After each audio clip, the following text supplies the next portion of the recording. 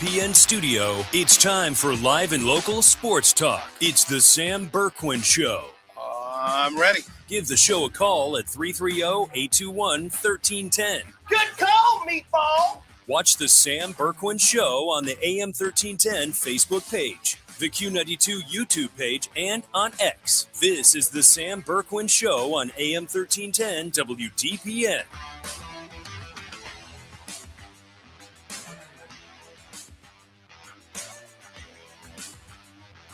Comes in for the win. Good if it goes. Got it! He got it! Unreal! Maybe change directions a couple times. For the tie. No good. Manuel rebound. Koch. Hassan got it off of the corner and out.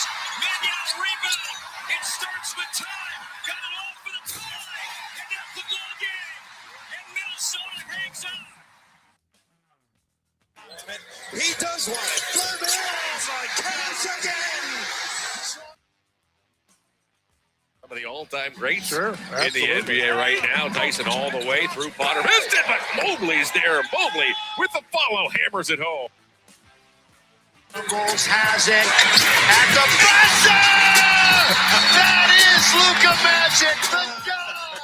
Clock an issue, and look at Luka. Just throw it up, and guess what? Throw it in. Luka is one of the best scorers in the league. AM1310 WDPN. Boy, another wild night of basketball.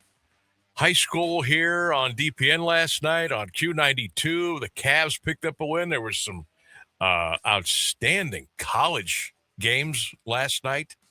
And, hey, I'm here for all of it. Let's go. Welcome in, everybody. 1310 WDPN on this overcast Wednesday. Welcome into the Sam Bourquin Show. We'll be with you until 6 o'clock tonight. Sammy B here, Ryan Rainsberg on the other side of the glass. Got a big show for you today. We're going to continue to talk about the Cleveland Browns coaching search. It's getting ramped up, right?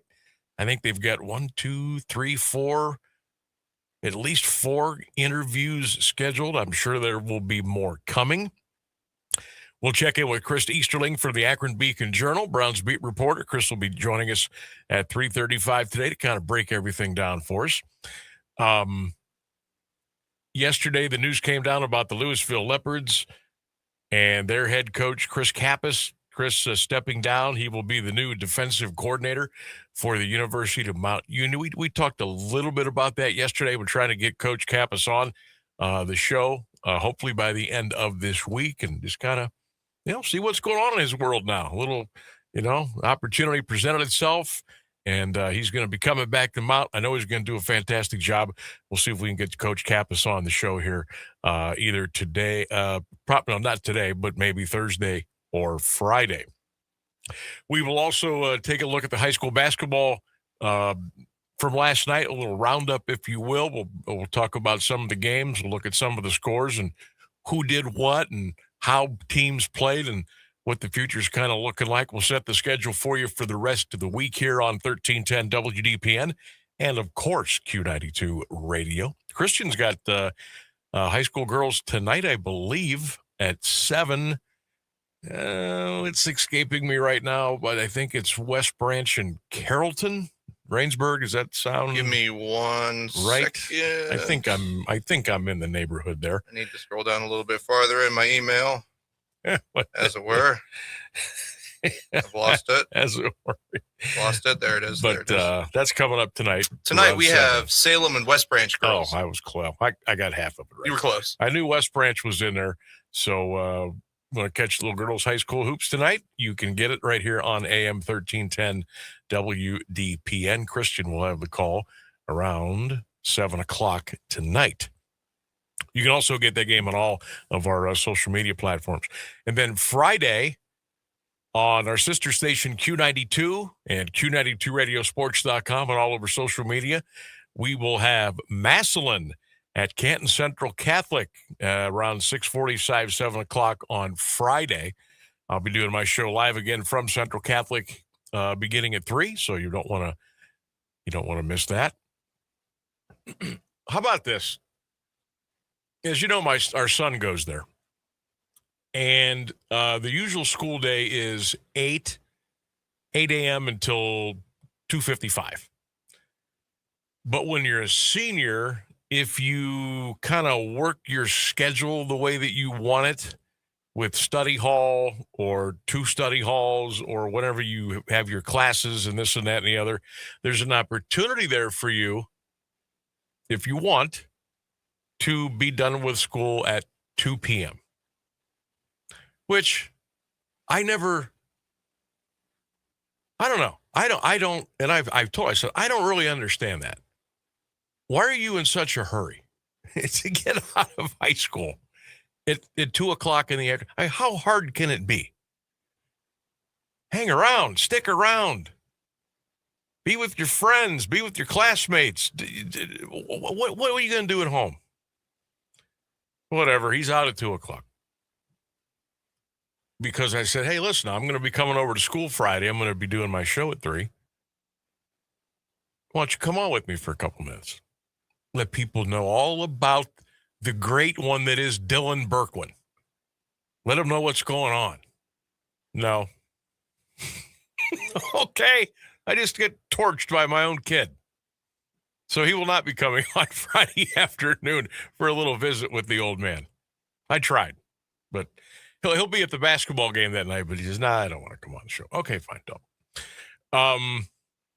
Josh Hose is going to be joining us today at 4:10. He is the outstanding head basketball coach of the Massillon Tigers.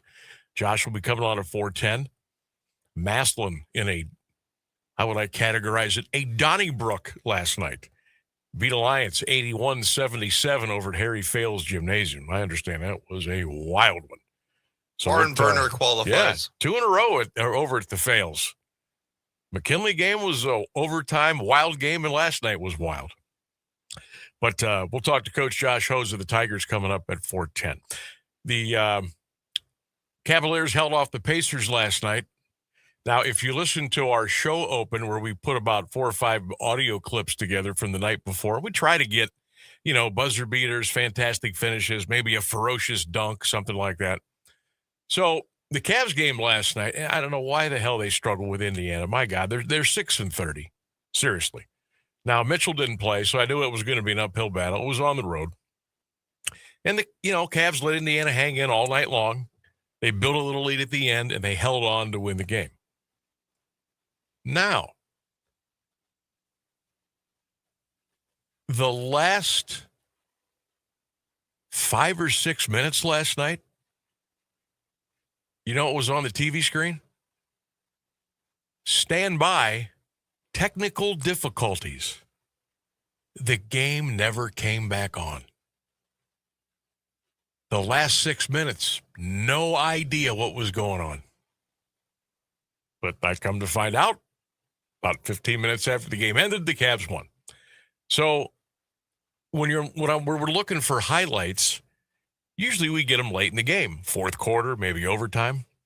Well, all I had to play today was a Evan Mobley rebound dunk because that came before the technical difficulties came in because there was no audio. And by rules and regulations, we're not allowed to run the Cavaliers radio audio. So I got to go with the TV feed. Well, there was no TV feed. So that's why I ended up with the Mobley dunk, and that's all we had. But that was out of our control. But our apologies. College football transfer portal rocking and rolling today again. And I can tell you Alabama quarterback Ty Simpson is entering the NFL draft. 23-year-old says, I'm ready to move on from college football. I'm ready to move on from Alabama. So Ty Simpson is going into the NFL draft. I don't know, man. I don't know. I don't think he's big enough. I don't think he's quick enough. I wouldn't take him. I'm not saying he's a bad quarterback. I'm not saying that at all. But I don't think I would take Ty Simpson. Not early, I wouldn't. I don't know how far he's going to fall. But that's a guy that I'm just, kind of not interested in. But that's just my opinion. Coming up at 4:29 today, Sammy B's best bet. Oh, boy, do we have to rebound there. We have lost our last 3. But you know there's always the next one. So we'll have that at 4:29 today. Sammy B's best bet here on the show. The University of Mount Union men's basketball team goes for their 14th consecutive win tonight in Marietta against the Pioneers. They will tip that one off at 7 o'clock down on the river. Purple Raiders going for their 14-0 start. They've never, ever done this in the history of the school. Hoping they can get a win today. You know why?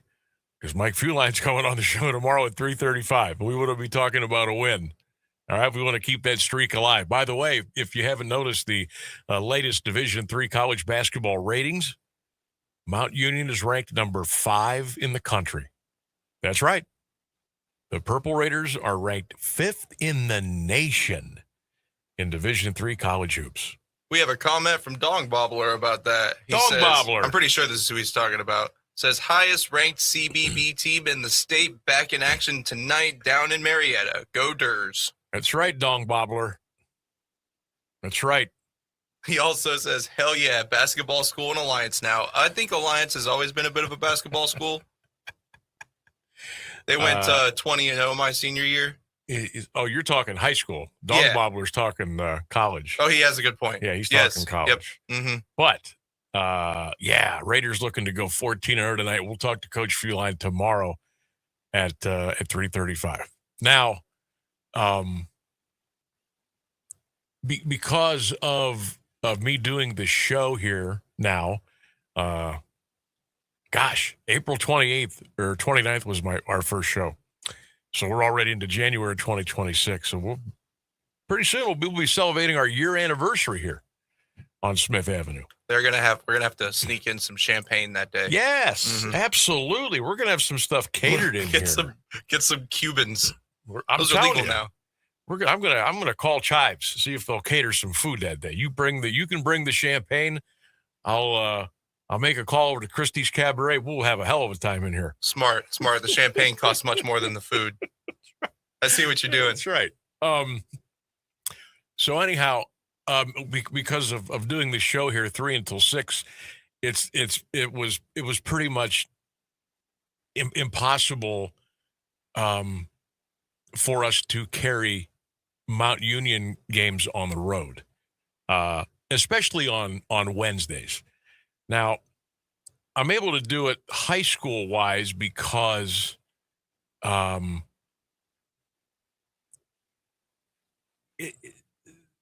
they don't really mind, I guess, having somebody in there in the gym, even if there's some other stuff going on, other practices or whatever. And we didn't kind of want to ask like the other universities, hey, can so-and-so from the station come down at 2 and set up a show in your arena or your gym so it's just kind of not possible. Now, who's to say we won't pick up some Mount Union basketball games on the road beginning on Saturdays here at some point? And we're kind of talking about that a little bit. Maybe, hopefully we can do that. I mean, if they go 14-0, kind of got to do it. I mean, pretty much. Let me put it this way. I have already made the request. Fantastic. So we'll see. But I'm thinking on Saturdays now we need to pick what does Dong Bobbler call them? The Durs? Yeah, the Durs. Jesus. I like that. So if we're gonna pick up the Durs on Saturdays on the road, I would like to be able to do that, and we'll see if we can make that happen for you. In the meantime, I'm going to have to watch the game on Flow Sports tonight. What the hell is that? That is it is a streaming service that came to terms with the Ohio Athletic Conference beginning this previous football season, where they carry all OAC sporting events. Oh, okay. Whether it's football, basketball, hockey, soccer, baseball, whatever. But it's behind a paywall. So you got to pay for it. Now Keller pays for it. And I think he buys the whole season. You can do it monthly, you can do it seasonally. I think you can buy it for the whole year. So I'm going to have to find a way to get Flow Sports tonight. Because that's the only way I'm going to be able to keep up with what's going on with Mount Union. So I will do that. And then we can talk about it tomorrow with Coach Mike at 3:35. Raiders will be in Wilmington Saturday at 1 o'clock before they finally come back home next Wednesday to play Cap. We'll have that one right here on AM 1310 WDPN and, of course, Q92radiosports.com. Also today, what's going to go? We're going to talk very, very early mock draft, and I'm just going to look at the Browns and see who maybe they would be picking at number 6 and number 28. Unbelievable NFL TV ratings again this past year. See, this is why you fix games, because the highest ratings they've ever had. I know, crazy, right? I'll give you those stats coming up tomorrow.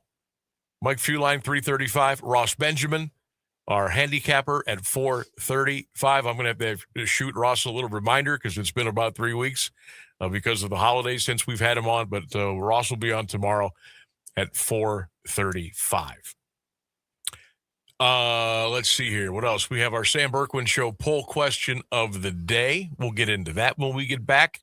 Don't forget On This Day in Sports History coming up as well. So we got some great interviews today.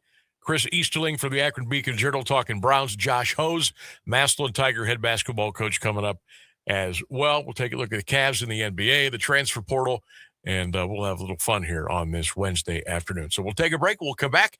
It is the Sam Bourquin Show on 1310 WDPN. Text line is open 330-924-7088, and we'll be back. Are you looking to send flowers to someone special? Let DeHoff's Flowers Greenhouse and Landscaping take the hassle out of this beautiful gesture for you. When you order online through national flower dealers, you lose 20 to 30% of your money because it goes to the middleman. Get more bloom for your buck and order from DeHoff's. They'll deliver. It's true, when you skip the middleman, all your money goes towards the flowers, and that makes everyone happy. Well, except the middleman. Locally owned and operated, the experts at DeHoff's have over 61 years of professional knowledge and experience, and they'll be happy to design the perfect arrangement for all the events in your life. So remember, DeHoffs.com, and you'll always get more bloom for your buck. In Alliance on the corner of Beach and Beechwood, you can order by phone, too, at 330-823-1455. Mount Union basketball is live all season long on AM 1310 WDPN, presented by SARTA. Join myself, Sam Bourquin, and Ryan Keller courtside as we bring you every heart-pounding moment. And this year, we're taking Purple Raider hoops even farther. You can now listen live and for free on AM 1310 WDPN Facebook page, the 1310X page, and the Q92 YouTube channel. Mount Union basketball lives on AM 1310 WDPN. Your home for Purple Raider basketball, presented by SARTA.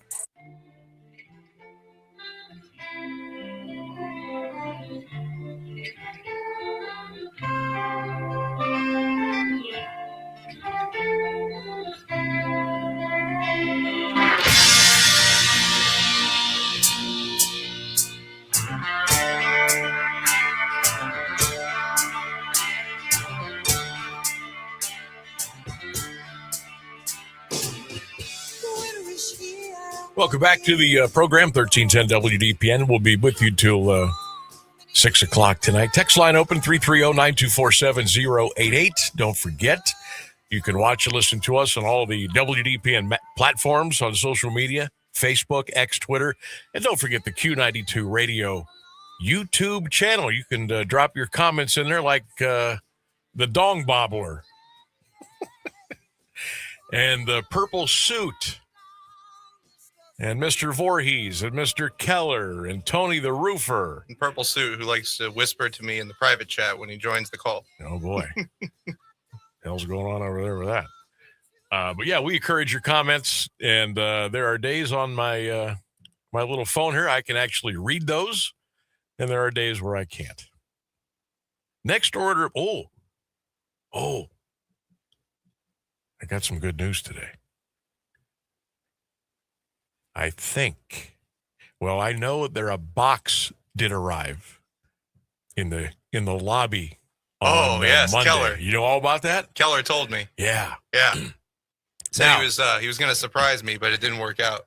Yeah, right. So, dare I put it out there?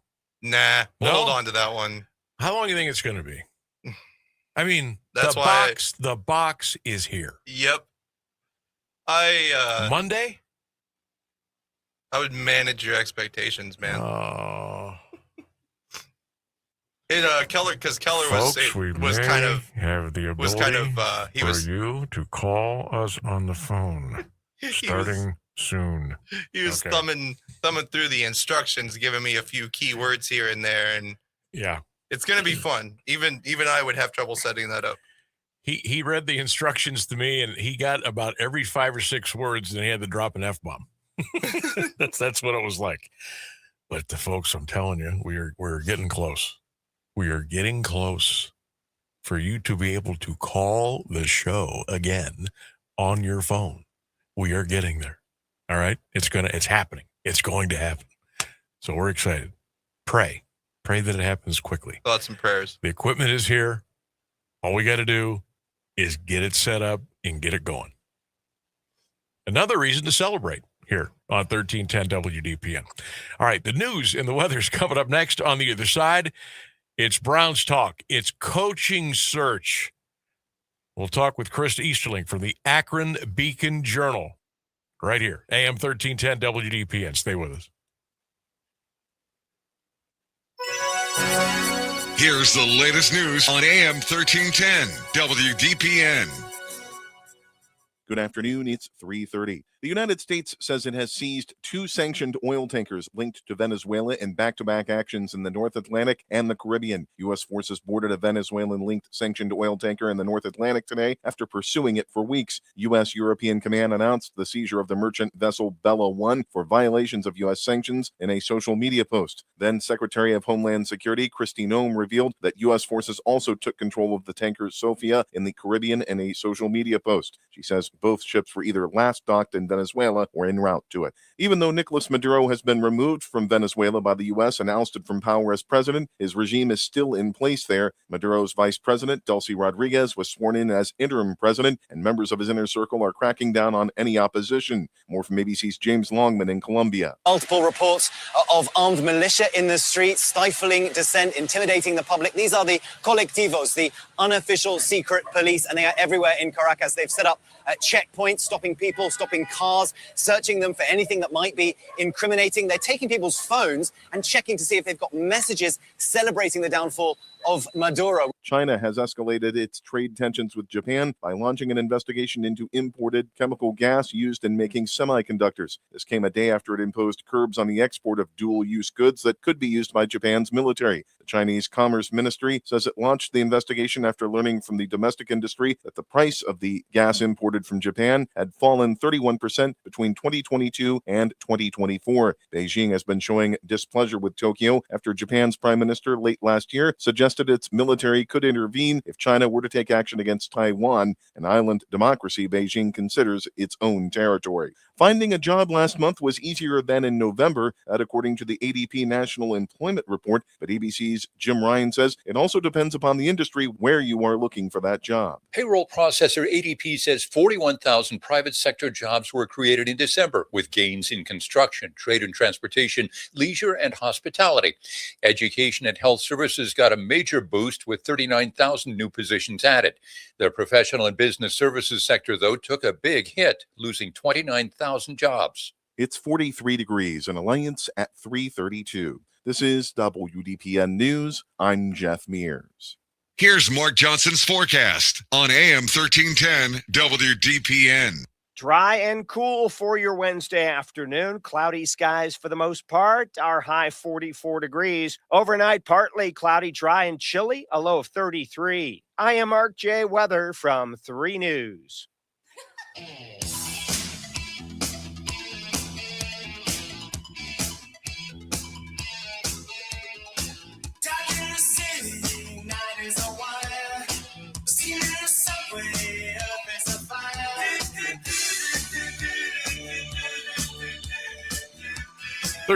WDPN, welcome back to the program. A text line open 330-924-7088. Going to be talking with Chris Easterling from the Akron Beacon Journal here, coming up here. By the way, the poll question today, get me those results on Facebook, on X, the Q92 Radio YouTube channel. Will the Cleveland Browns go the coordinator route, or will they hire a previous head coach? Will the Cleveland Browns hire a coordinator, or will they hire a previous head coach? What direction do you think that they'll go? Get those comments in social media platforms. Text at 330-924-7088. And no, I'm not applying for the job. All right, let's go to the hotline and bring in, I wish I knew his middle name, but I don't. So I can't call him Christopher. I'll call him Chris. Chris Easterling joining us from the Akron Beacon Journal. Outstanding Browns beat reporter joining us here on the Sam Bourquin Show, 1310 WDPN. Chris, how you doing, bud? Not too bad, Samuel. How you doing? He worked in a Samuel. Attaboy. Hey, I know there's not a lot going on, but this has turned into, it used to be the annual rite of early January, and we would make coaching changes. Well, it hasn't happened for 6 years, but it happened a couple of days ago. And I just want to start there, Chris, and we'll grind our way through your initial reaction, thought, and feeling about the letting go of Kevin Stefanski. Look, you go 8-26 like they have the last 2 years. I think Kevin is a really good coach, and I think you're seeing it by the interest that's out there from the rest of the, from the other NFL teams that are open, jobs that are open. But changes have to be made. They don't fire the players, and you can't fire who I think is the real cause of the issue, and that's the person writing the checks. Amen, brother.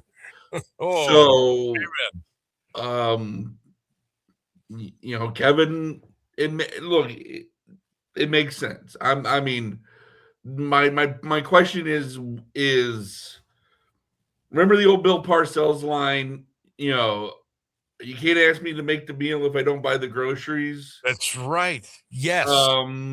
Well, Kevin lost the game of Chopped here. He was handed a basket of ingredients and was asked to make it into a 5-course meal.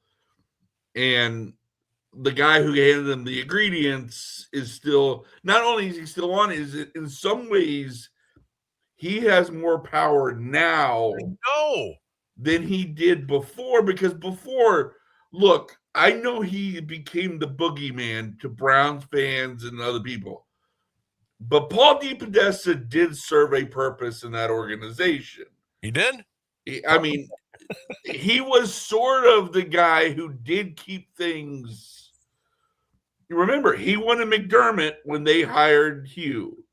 He wanted Stefanski when they hired Freddie. Yeah. Both those guys have turned out to be pretty good NFL head coaches.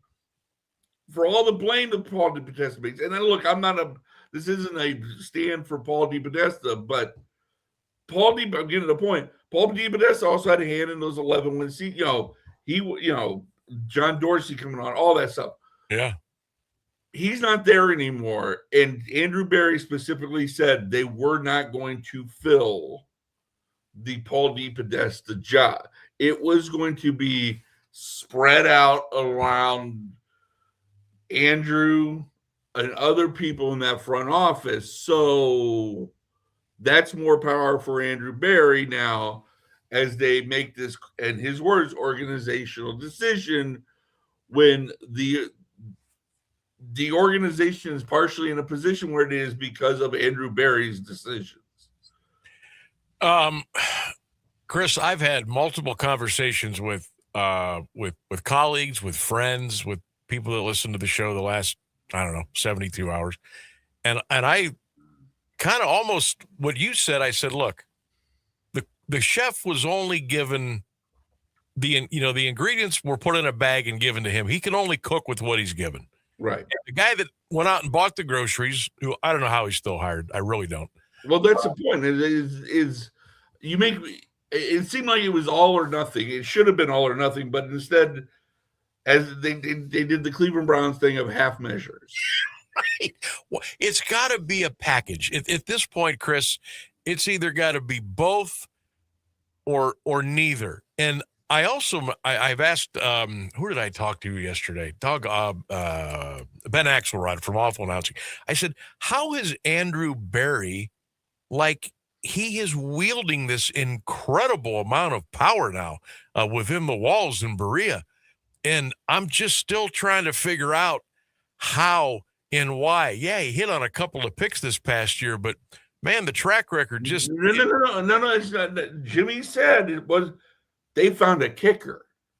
You're right. They found a kicker who, by the way, only was the kicker because the guy you had just given a 3-year contract extension to, because he was so good, was so bad last year. You cut him.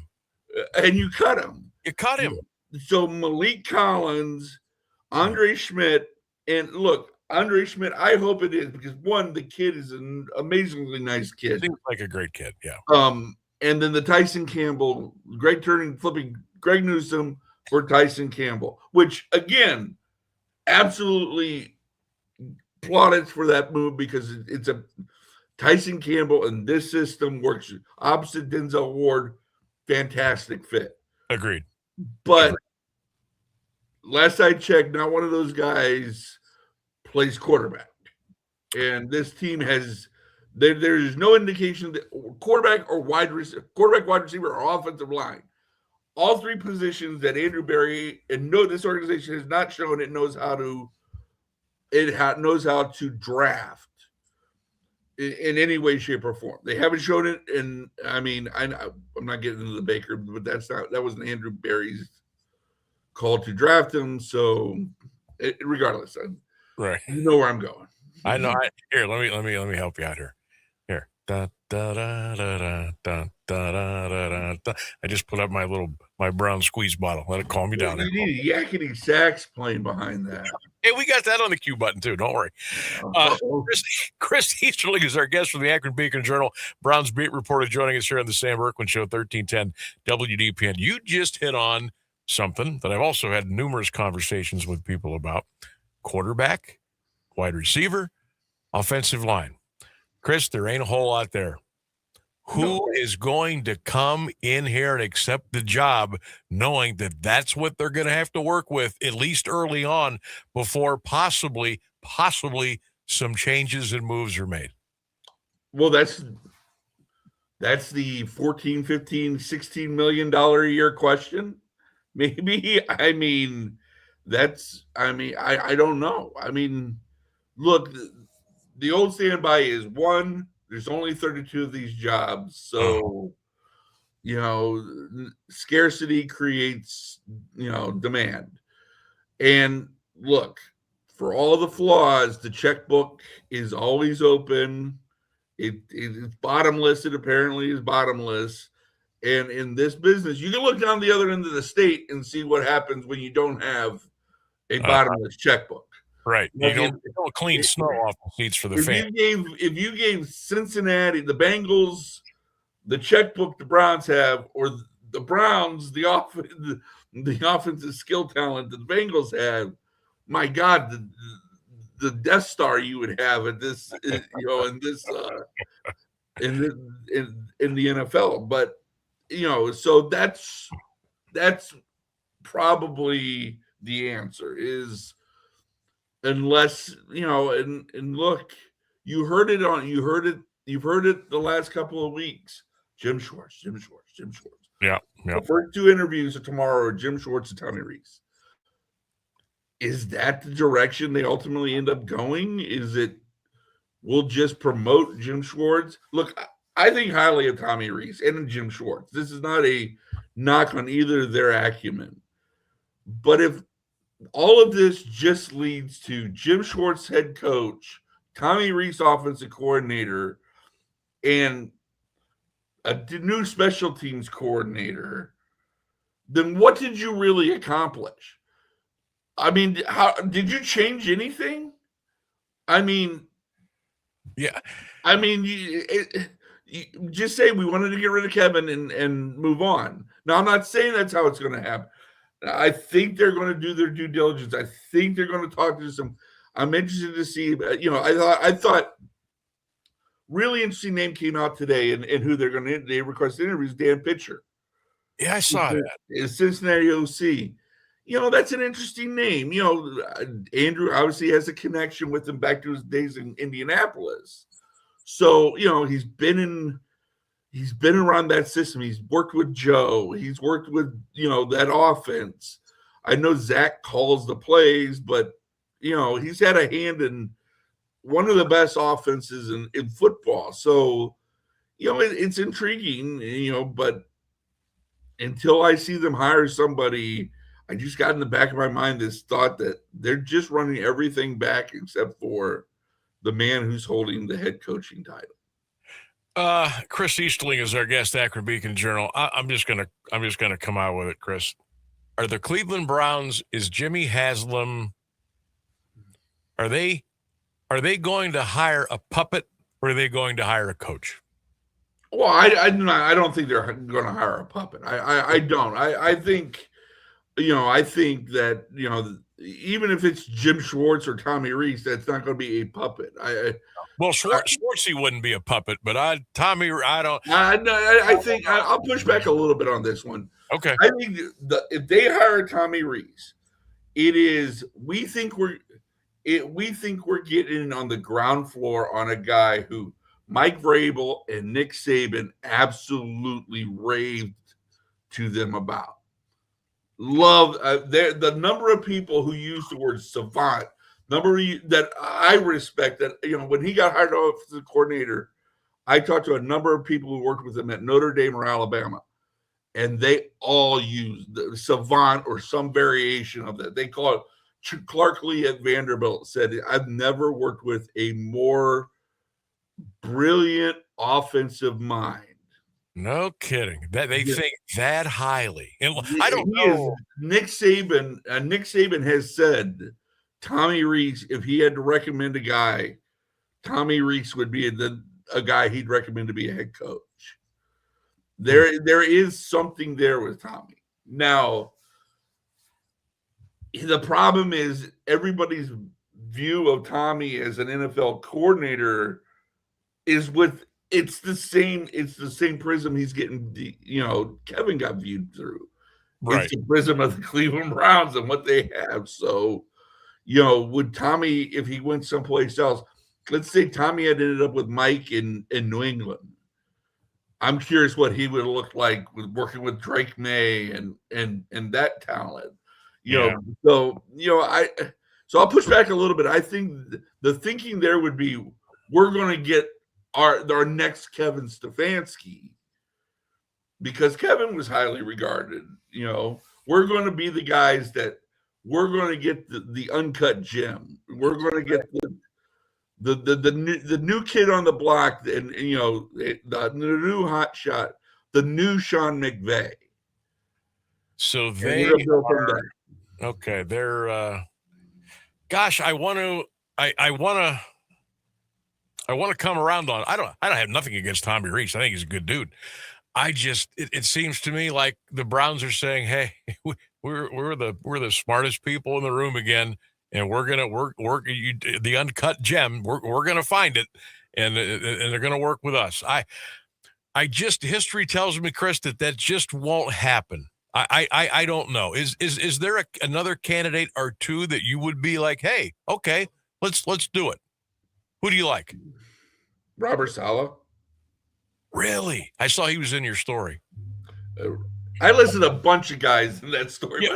Yeah, you did. But I my eyes kind of said, "Huh," when I got down to the part where Robert Saleh was in. Because I think Saleh, I heard you hyping your poll question up. Do I want a coordinator or a head coach? Yeah. Former head coach. How about somebody who's both? How about somebody who will it be? I think somebody who has been an outstanding coordinator, who the Browns were. It was a two-man race, if we can remember back 2019, or January 2020. It was a two-horse race by the end who was going to get this job. It was Kevin Stefanski and Robert Saleh. Robert Saleh. And how do you happen to know? And Saleh beat Stefanski in the divisional round. That freed Stefanski up, and Stefanski was hired. So that was it. Okay. I mean, I think there might have been some Jets leanings for Saleh, but by that point it was sort of, but Kevin was freed up before Robert was, and Kevin was hired. So interesting. Chris, but with Saleh, I runs a similar defensive scheme to Schwartz. That front is very. Watch San Francisco. Now he runs different. He's more zone centric in the back end than Schwartz is, but I also don't think he's had the corners to work with. Well, he did a little bit with Sauce Gardner, but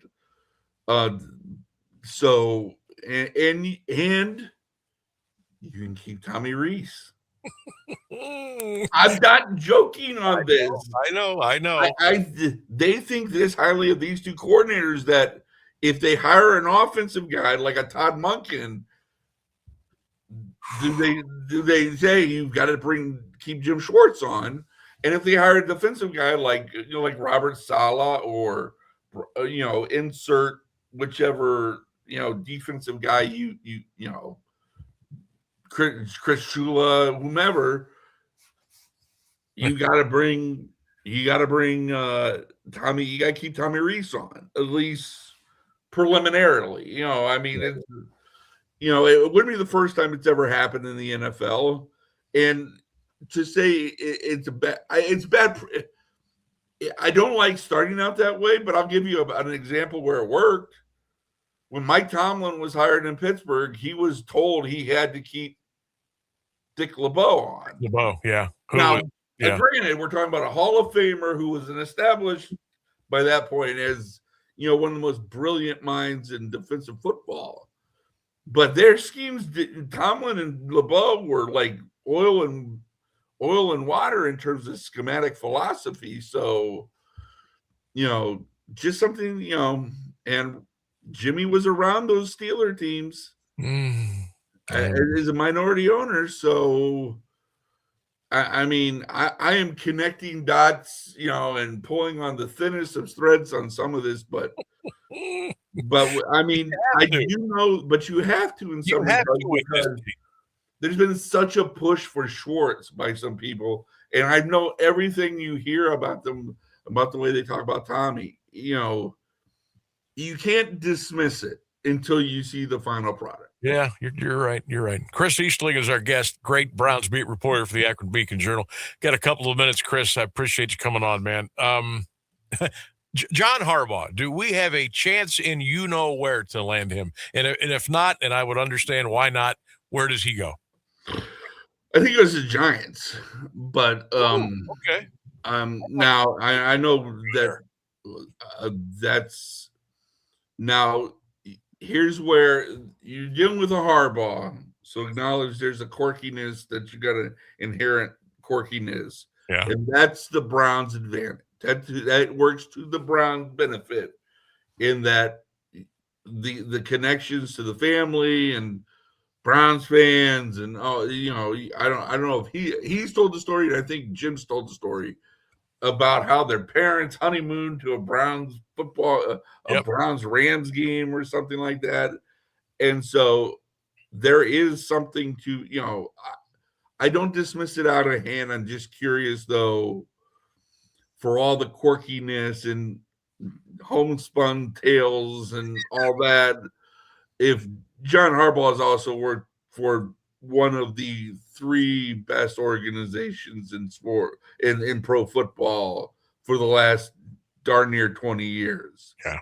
You're not going to, and you're not going from that to the Pet Cemetery version of it over here where, it's the exact opposite. Yeah.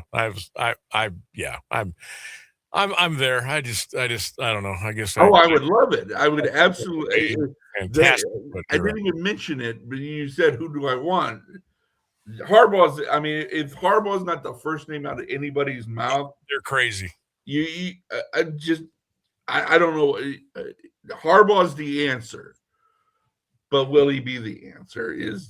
Chris, do the Browns understand that? Would they just turn their phones off, get in the jet, go knock on his door, take in a briefcase full of cash, and say, "Man, we want you. We need you. Will you come?" Are they smart enough to do that? I think they are, but here's the problem, and here's where everybody, everybody, when it came out yesterday, everybody's like, "Get on the jet, dude." Say just what you said. The problem is the NFL doesn't let you do that in terms of the format, the process, because you have to. Well, the Rooney Rule is there, and the Rooney Rule has been. I mean, it's been toughened up extremely.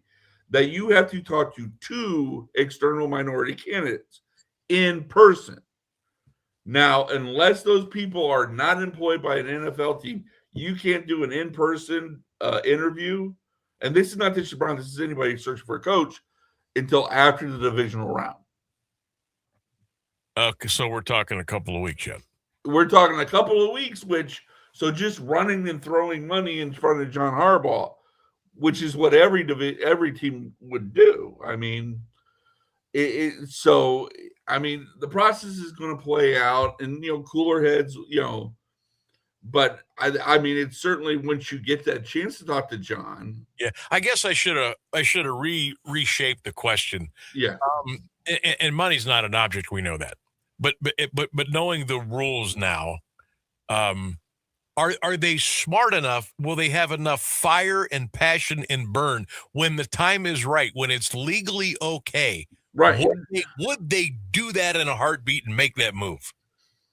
I don't know. I mean, that scares me. That scares me that they would. I don't know, because it's a big personality to bring into your. That's what I'm seeing. I don't think they want the alpha dog, Chris. They want somebody that they can semi-control. That's always been that way with them. They're not wrong. They're not wrong. Drives me insane. I mean, they brought Vrabel in, and then, everybody thought, well, Vrabel's in the building. Yeah. But, I mean, they can't hold him hostage. You couldn't hold him hostage. That's why it was always, when people complained after last season, well, why did they let Vrabel get out of the building? Like, because they can't hold him hostage. He was a consultant. He wasn't like under contract as an assistant coach. Right. So, I mean, it's the same here. I just don't think they want to hire anybody that will sass them back. I don't know. I don't know if it's the owner that one. AB? I mean, you don't have to say it. I'm curious if John Harbaugh walked in and said, "I'll take if he pulls a Liam Cohen, okay, and says him or me." Ooh. I'm curious what they would do. Ooh, that's a nice question to chop up in the house. That's interesting. Because that's what Cohen did, and Cohen has none of unless you're just amazed by what he did with a 10-win Kentucky team in 2021. And by God, I was impressed with what he did. I know you were. You're not giving him that type of power to say get rid of Trent Baalke, but right. They did. They did. Do the Haslams? I'm not even saying John would do that. But, I mean, again, if he would broach that subject, Chris, that would be phenomenal. Because Harbaugh in Baltimore answered to one person, and that person fired him yesterday. Yeah. And that's Bisciotti. He didn't answer to Costa. Now, they had a good relationship because, they'd both been in the organization for all those years and everything, but I'm just, fascinating. It is. Even though it happens all the time, you just never go. And I wish we had some more time. We get the news coming up here. I appreciate you coming on. I must tell you that I'm a little worried for your basketball team this year. I'm hoping that Coach Pope can get things turned around. At this point, just nosedive, and we're going to go after Nate Oates or Dusty May. Or I didn't realize $22 million didn't go that far. Hey man, you didn't give Cal $22 million. That guy would have had the Eastern Conference All-Stars. Yeah. 22 million doesn't go as far as it used to anymore, brother. Hey, I appreciate the call. Good talking with you today, and we'll be in touch. All right, Chris. All right, good talking to you, Sam. You got it. There he goes, Chris Easterling, Browns beat reporter for the Akron Beacon Journal. Fun conversation right there. All right, we have got the news and the weather coming up here at the top of the hour. Your thoughts on our conversation? 330-924-7088. The poll question today. What direction do you think the Browns are going to go? Will they hire a coordinator or will they hire a previous head coach? Get those comments and text them 330-924-7088. Drop them on my Facebook pages and, of course, the Q92 Radio YouTube channel. We get the live chat up and rolling, and we'll get into that when we come back. The news is next. Stay with us. An important part of the Alliance community since 1953. You're listening to AM 1310 WDPN Alliance. This is a special report from ABC News. I'm Michelle Franzen. Following a deadly shooting in Minneapolis carried out by an ICE agent, there are conflicting accounts about what happened as immigration operations took place. It happened on a residential street south of Minneapolis' downtown. A 37-year-old woman positioned her red Honda Pilot in the middle of the road. Videos show masked agents closing in on foot, demanding that she exit the vehicle. The SUV went into reverse and then accelerated. One of the agents fired 3 times. Homeland Security Secretary Kristi Noem says the officer acted in self-defense. It was an act of domestic terrorism. Minneapolis Mayor Jacob Fry. Having seen the video of myself, I want to tell everybody directly, that is bull. Stephen Portnoy, ABC News, Washington. Minneapolis's mayor also accusing ICE of stoking fear and panic with reckless raids and using profanity, telling ICE to get out of his city. The police chief says it appears the woman was not a target of any law enforcement investigation. This is ABC News. At Straight Talk, we get it. You say no a lot. Mom, can I get a tarantula? No. Coffee? No. So we're giving you more reasons to say yes, like a free 5G phone with real unlimited data with select plan activation. Can I use the free phone? Yes. See? Doesn't it feel good to say yes to more? Absolutely. Face tattoo? Absolutely not. Available at straighttalk.com and Walmart. Taxes and fees apply. In-store activation of Gold Unlimited plan or higher required. For network management practices, visit straighttalk.com. Amy Cox did something smart. She saved hundreds on auto insurance switching to Progressive. And with that money, she decided to treat herself to an anti-aging red light mask. Will she look like a horror movie villain every night? Yes. Will her boyfriend Kevin be scarred for life? That's certainly a risk. But it's Amy's savings, and if she's willing to risk her relationship for smooth, wrinkle-free skin, well, bye-bye, Kevin. Switch and see if you could save with Progressive and treat yourself. Progressive Casualty Insurance Company and Affiliates. Now, the latest Alliance area news from Jeff Mears on AM 1310 WDPN. Good afternoon. It's 4:02. A Canton Township family was displaced after a fire destroyed their home early today. Shortly after 2 a.m., firefighters were called to the 4900 block of Fields Avenue Southwest. The blaze started in an attached garage and spread into the house, causing the floor and roof to collapse. 4 people inside at the time escaped. No injuries were reported. Multiple fire departments assisted at the scene. The fire's cause is under investigation. The Red Cross is assisting the family.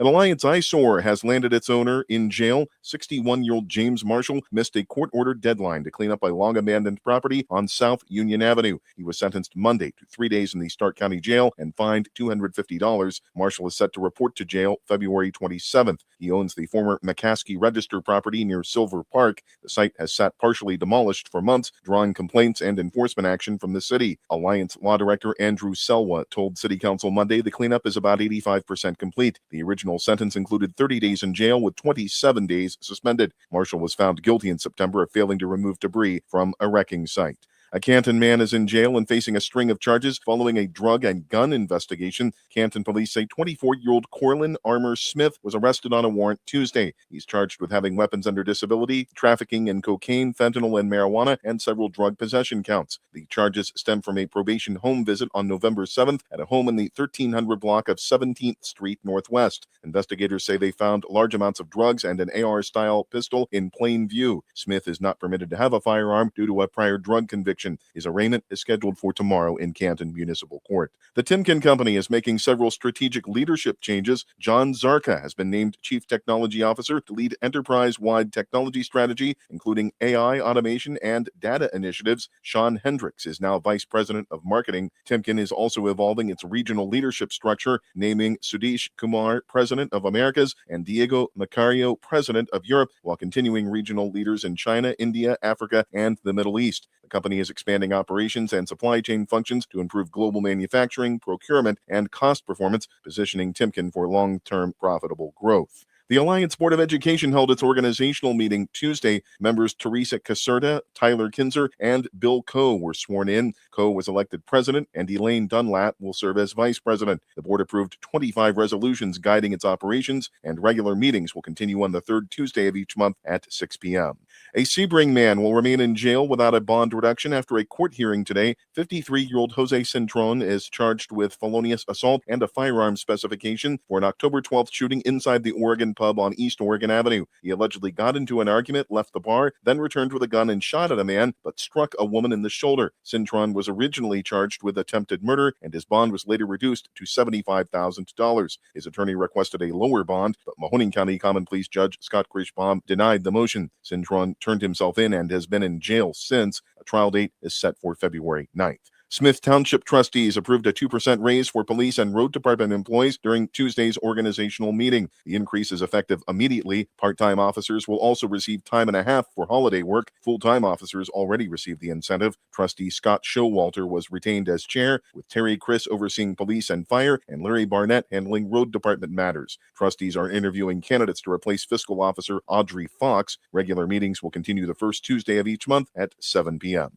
A Camel man wanted by authorities for alleged drug trafficking and money laundering is now in custody. 25-year-old Sincere Bishop was arrested Tuesday by U.S. Marshals and is being held without bond at the Mahoning County Jail. He was indicted by a federal grand jury in December on more than a dozen charges, including conspiracy to distribute drugs, money laundering, and structuring financial transactions. Prosecutors say he worked with four others between April 2022 and August 2024 to sell large amounts of fentanyl, cocaine, and marijuana. Investigators say Bishop also exchanged small bills for larger ones and made multiple cash withdrawals just below the $10,000 reporting threshold to hide the source of the money. A Hubbard business owner pleaded guilty to a human trafficking charge in Trumbull County Common Pleas Court Tuesday. 56-year-old Farong Lee, who runs the 3C Foot Spa, admitted to soliciting another to engage in sexual activity for hire. The plea was entered by video from the Mahoning County Jail. Lee is facing up to 60 days in jail and a $500 fine when sentenced March 3rd. She will also forfeit cash and property seized during the investigation, but will receive certain personal documents and photos back. Case stems from police raids in 2024 and 2025 at the spa, following a human trafficking investigation by local police and the Mahoning Valley Task Force. Investigators found signs of people being forced into sex work.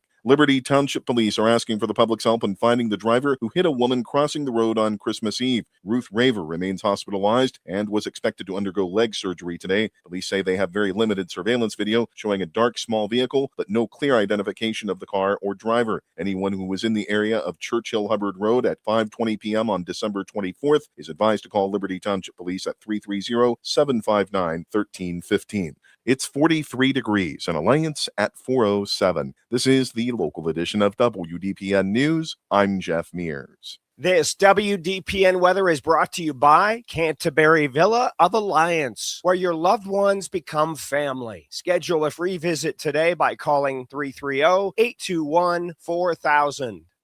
Highs today near 44 degrees. We'll see a little sunshine mixing with clouds by late afternoon. Overnight, partly cloudy skies on the way with a low near 33 degrees. From the 3 News Weather Center, I am Mark J. Weather.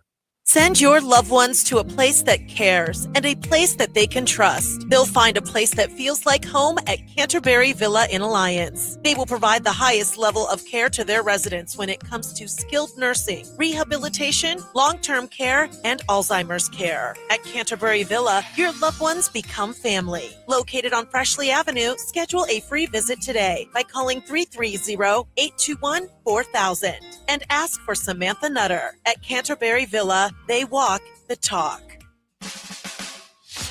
Live from the AM1310 WDPN studio, it's time for live and local sports talk. It's the Sam Bourquin Show. I'm ready. Give the show a call at 330-821-1310. Good call, meatball. Watch the Sam Bourquin Show on the AM1310 Facebook page, the Q92 YouTube page, and on X. This is the Sam Bourquin Show on AM1310 WDPN. Rico's got to be careful here. Comes in for the win. Good if it goes.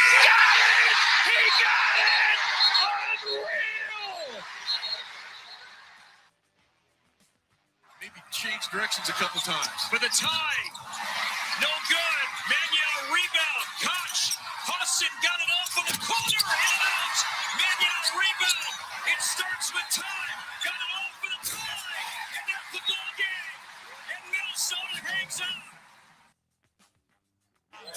He does one. Cash again. Some of the all-time greats in the NBA right now. Tyson all the way through Potter. Missed it, but Mobley's there. Mobley with the follow. Hammers it home. Bulls has it at the buzzer. That is Luka Magic, the god. Clock an issue and look at Luka. Just throw it up and guess what? Throw it in. Known as one of the best scorers in the league.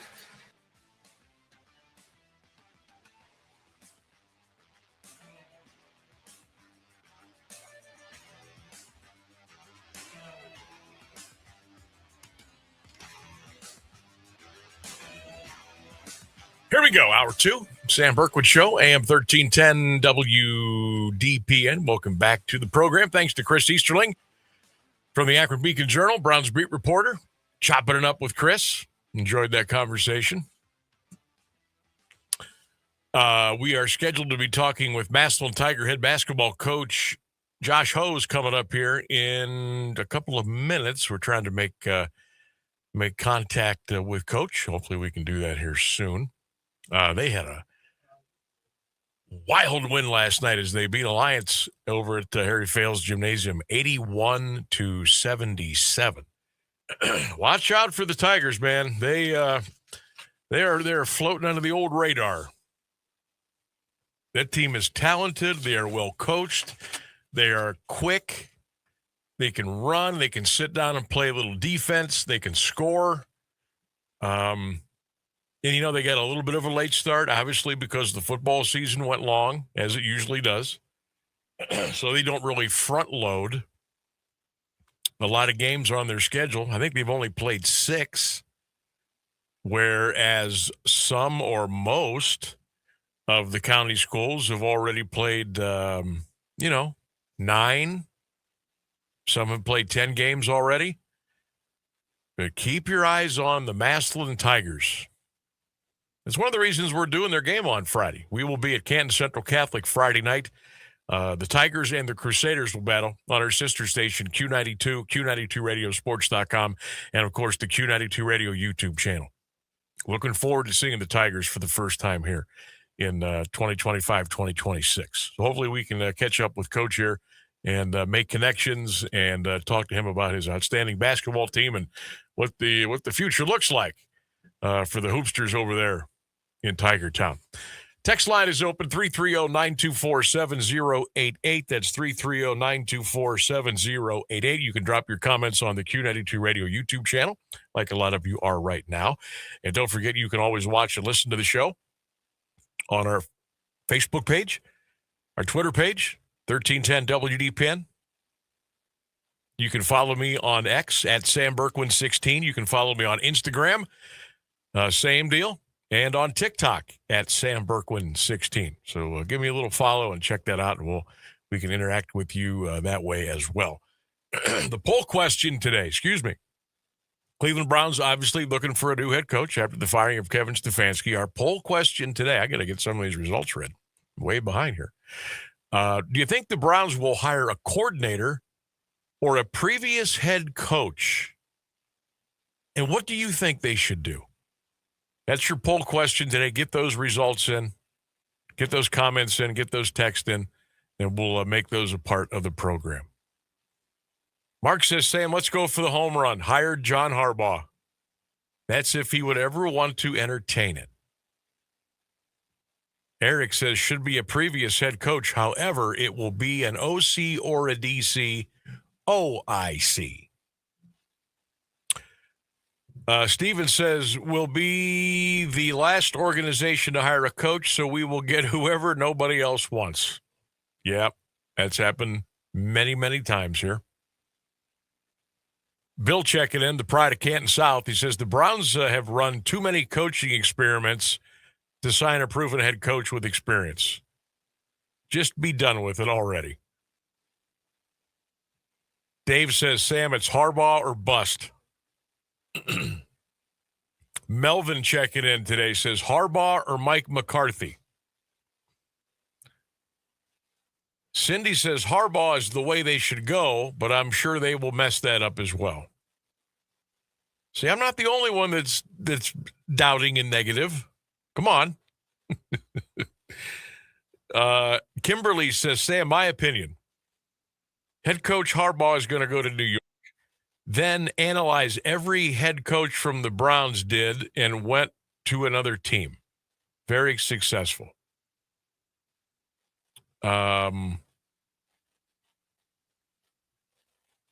Going to have to throw a lot of money, whoever the candidate is. Sam, would you qualify to be a head coach?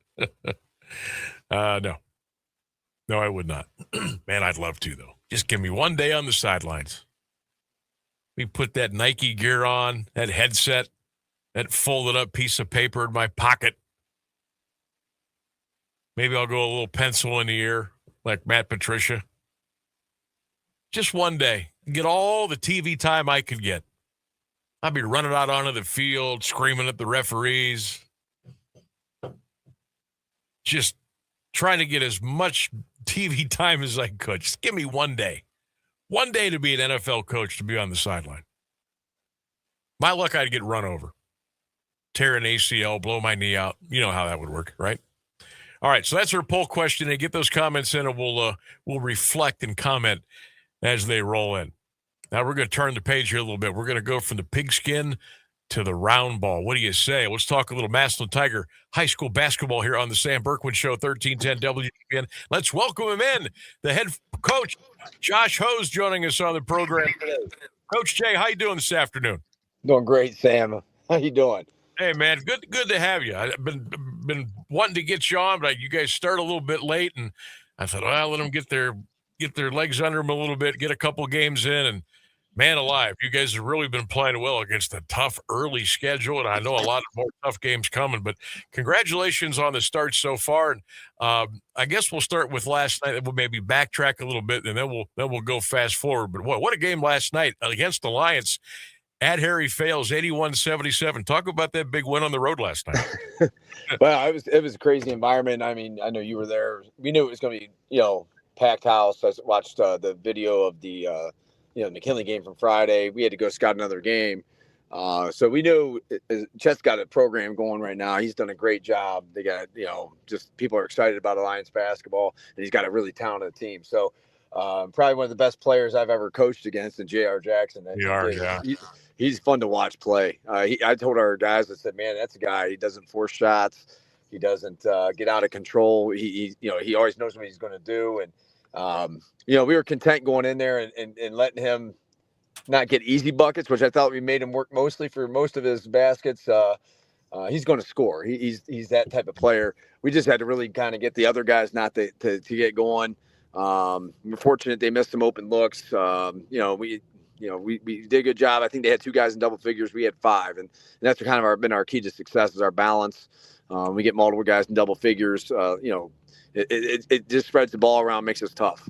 So, it's a big win for us. On the road against one of the top teams in the state, I would say, in their division. I want to read a quote from the story that Josh wrote in the repository last night. Quote at halftime, this is you. We were frustrated. We were getting into each other a little bit. We ripped them a little bit. We were down 2 scores. We had to calm them down and get back together. It was a multitude of guys that contributed. All right, what happened in that locker room at halftime last night? Guys getting, sometimes you got to keep those things a little private, but it was nothing bad. We had to calm some guys down that were getting after each other, challenging each other. And it was healthy. I mean, in the long run, it's best friends, that care about winning. It was nothing, that's the thing is like, it wasn't guys arguing about, I'm open, you're not passing the ball. It was guys like, hey, we need you, let's go, trying to get guys going motivated. And it was healthy in that way. Just young kids don't always have the right tone or context, but we calmed them down. And then I ripped them to get them mad at me maybe a little bit, not at each other. And then we regrouped. And at the end of it, I said, guys, we're down 2 buckets. Like, it's we're sitting here with guys with a couple fouls that we had to sit. And but when you play competitive sports, always been in that locker room. Everybody wants the same thing ultimately, and like I said, it was healthy. It was towards winning. It wasn't anything contrary to the team goal. Oh, no doubt. And you know what? I'd rather have it that way. I want guys that are hungry, that are passionate, that aren't afraid to, you know what I mean? You want dogs like that in the locker room, and you definitely got them. Josh Hose is our guest, outstanding head basketball coach of the Massillon Tigers. Another win last night. They beat the Aviators 81-77. We're actually going to carry your game against Canton Central Catholic Friday night on Q92, so we are looking forward to that. First time to see you up close and in person. For folks that have not seen you play this year, talk about your starting 5 and a couple of guys that get off the bench for you and go out and really keep that drink stirred on the floor. Tell us about it. Sure. Well, we had an 8-man rotation last year, and we lost 2 key pieces. Obviously Chris Knight, our second all-time leading scorer, program history, all kinds of accolades from last year. Chris is up at Mount doing great things. So knew we had big shoes to fill. Terrell Keys, they were our 2 outside threats last year, but we knew we had a lot of experience coming back. So when you talk about our seniors, Jada Stigman's been a starter for us since his freshman year. Brings a wealth of experience. Isaiah Lamp, starting point guard for us last year, played a lot for us as a sophomore. Zay he played a great game last night. He had 4 points, but he had six steals, a bunch of deflections, some key turnover steals in the overtime. Like, he's just so good on defense. He actually was late in the year last year because he had a hip injury and wasn't 100% as we made our tournament run, and it definitely showed on film when we got into some games late in the year where he wasn't able to guard like he can, and he's so disruptive. Jadis, he's been a scorer for us. He's on our all-time scoring list, climbing the charts right now. Those guys, we lean on them a lot. Then our terrific junior class, Xavier Williams, Braylon Gamble, Gio Jackson. Again, all guys that were playing as freshmen. And, Gio and X played a little bit earlier because Braylon had some oral surgery done his freshman year. So he got a little delayed start, but he came on strong at the end of the year. He's our vocal leader. Braylon, as a freshman, showed the ability to lead with his voice, and which has just impressed me to have that confidence and go in there. And that's something a lot of teams miss. I know we were missing it for a few years. So, he's bringing that to the court. He's our guy. He's a stat sheet stuffer. He flirted with a triple-double last night, 14 points, I think 8 rebounds and 8 assists or 9 assists or something, vice versa. X has been our outside guy, but he can get to the hoop. He's a great defender, and then Gio is just a special. I think he had 20 points last night. He's the quiet 20 guy. He goes out and gets 20, 22, but he's doing it on like 8 or 9 shots. He's probably shooting around 80% right now. Last year, I think he was around 75% from the field. I kind of joke with him. He didn't need to shoot more, but he's just like, he probably scored 20 points last night and probably didn't dribble the ball 20 times. He plays off the other guys. Braylon and him have been playing together, and X, they've been playing together since like 1st, 2nd grade. So they just know where to find each other. So they're fun to watch. Those 5, we're not big, but we're not small. They're lengthy and they can guard multiple positions.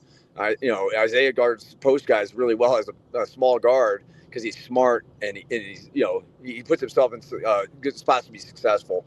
So those five have carried a lot of the minutes.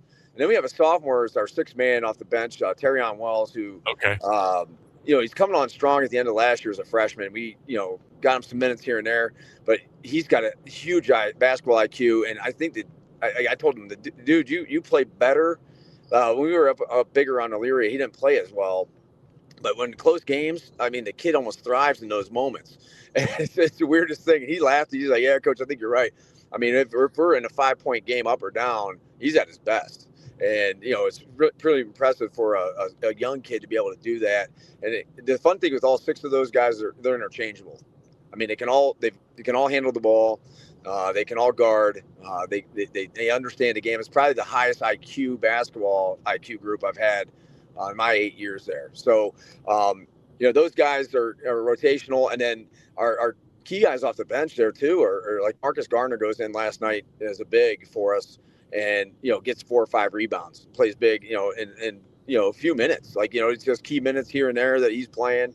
Isaac Maxheimer and DeMarion Day, that, their minutes, from game to game change, but that 8 is our core group right now. They're doing a great job playing together and just kind of adapting each game. Last night Xavier fouls out in the fourth quarter, so we had to finish with our second or our first leading scorer on the bench. And guys just picked up the slack and they played together and figured a way out to get a dub. We are talking to the Massillon Tiger Hoops today. Josh Hose, the outstanding head coach of the Tigers, joining us here on the Sam Bourquin Show, 1310 WDPN, and all across our social media platforms. The Tigers 6-1. They will be at Canton Central Catholic Friday night. We'll have that on our sister station, 92.5 Q92. Coach, you got some. You're going to start to get into a rhythm here now. Because you're going to be playing at least twice a week, some 3 times a week coming up here. It'll get you cooking. You Mansfield down the road, very good Ursuline team. Perry has turned out to be a pain in the butt again this year. Hawken, you'll be at the Battle of the Berkey over in Smithville. McKinley down the road, Jackson down the road. Your schedule kind of gets you ready for things to come, doesn't it? Absolutely. Being an independent, everybody knows that story. Yep. We've been fortunate to be able to get some games and build some relationships with some programs around here. Very local flavor, but we have some other, teams that are on there, like you mentioned, Hawken and Mansfield, new to the schedule. Last year I felt, the end of our season wasn't by design. We just had to move a couple games around because of football and different other people's schedule issues. We didn't have a strong schedule down the stretch at times. So I think, my idea was, I look at Perry, like last year, Shaker, we lost to Shaker's number one strength of schedule going into the tournament. And I told our guys that, like, hey, listen, their record's deceiving because they play Mentor, they're playing Medina, they're playing Strongsville, Brunswick twice a year. So, I think I saw that last year, like I said, Perry playing, their tough schedule in the Federal League. Like, we need to find ways to challenge our guys almost on a nightly basis. They can't relax and have not an easy win, but like an easier challenge to get that our victory. So and with the experience talking about that earlier, like I knew this group can handle it, and it's challenging as coaches because we're scouting 22 different games. Coach Creamer, is doing that over at Central as well. But yeah, I mean, it's a good schedule for us. It's spaced out a little bit. February gets a little bit jammed up there at the beginning of it, but that's probably a product of the little bit later start. But yeah, that was designed hopefully to get our guys geared up to hopefully make a deeper run this year. Yeah, February you go 1, 3, 7, 10, 13, 14. I mean, you got some games coming up, and the nice thing is you're going to get some home games, back to back here soon, and that'll be good as well. Discounting the Alliance game, because we talked about what a fantastic game that was. Your previous ball games, which game were you most pleased with from your guys? Was it the Elyria game? Was it Walsh, CBCA? Which one would that be? Well, I think they all had an element of seeing aspects where you're really pleased with the squad. Even our loss to Hoover, showed some signs. You guys were on that one, or I can't remember. No, I saw Foster in the stands. Yeah, right. That's right. We were. That was holiday time. We were off that night. Shooter was over there. He was reporting for us. Yeah, wearing his Hoover stuff. Go to your question here. I think the one really that kind of set a tone for us was the CVCA game. Okay. Knew they were good. Knew they were good on film. Saw them live. But then you see them like on the court with you. You realize how good they are. They got size. They got speed. They got athleticism. They got depth. So we go up there in a tough gym. I haven't played up there or coached up there since I was at Tussall coaching the girls. So always was a tough gym to play in. And we get down 18 going in the fourth, and came back and won by 5. And just saw something in our guys there where we kind of fell apart second and third quarter, got away from what makes us, be our best. And in that fourth quarter, we just flipped the switch and focused on just getting stops and quality shots on the offensive end, and we started turning them over and kept our composure, and it came back and got a big win on the road, and then turn around and you go against Hoover, and we get down 15, came back, took the lead. They hit a heck of a shot at the end of the game, and you tipped their captain, Newell. I mean, he's a great shooter, and he hit a shot and go with that one, and okay, you don't like moral victories, but at least we showed the fight to get back into it. Last year they took it to us. And so that was a challenge, because I'm like, it could have gone that way about halfway through that third quarter. But our guys rallied, and so, there's a lot of good there. And then you mentioned the Elyria game. We played a really good game that, came out and, got it going early. Obviously, 108 points, I think it's a school record. Not something we anticipated going in. They're a very talented team. So, and then I can go back to the Fitch game where we didn't play. We were kind of flat. We had some guys dealing with some getting over some illnesses, coming off a big win, and we get down 11, and they're feisty. They just beat Warren last night. Right. And, going to the fourth quarter down 11, came back and found a way. I think we ended on an 11-0 run to win that game. So I don't like living that way. I keep telling our guys, this is not how we want to play, but even last night, like you said, it's a grind to win games in the Stark County, and so each one of those victories has had an element of showing something about this team that's been really encouraging as a coach. No doubt. 6-1 start, off to a tremendous beginning for the season. Coach, we appreciate you coming on today. We'll see you over at CCC on Friday night, and we'll chat then, okay? I can't wait, Sam. Thank you so much. Appreciate you. You got it, brother. There he goes. Josh Hose, the head basketball coach of the Massillon Tigers, joining us here on the Sam Bourquin Show, 1310 WDPN. Don't forget, Tigers Crusaders on our sister station, Q92, Friday night, right around 7 p.m. News and weather next. Stay with us. Now, the latest area news on AM 1310 WDPN.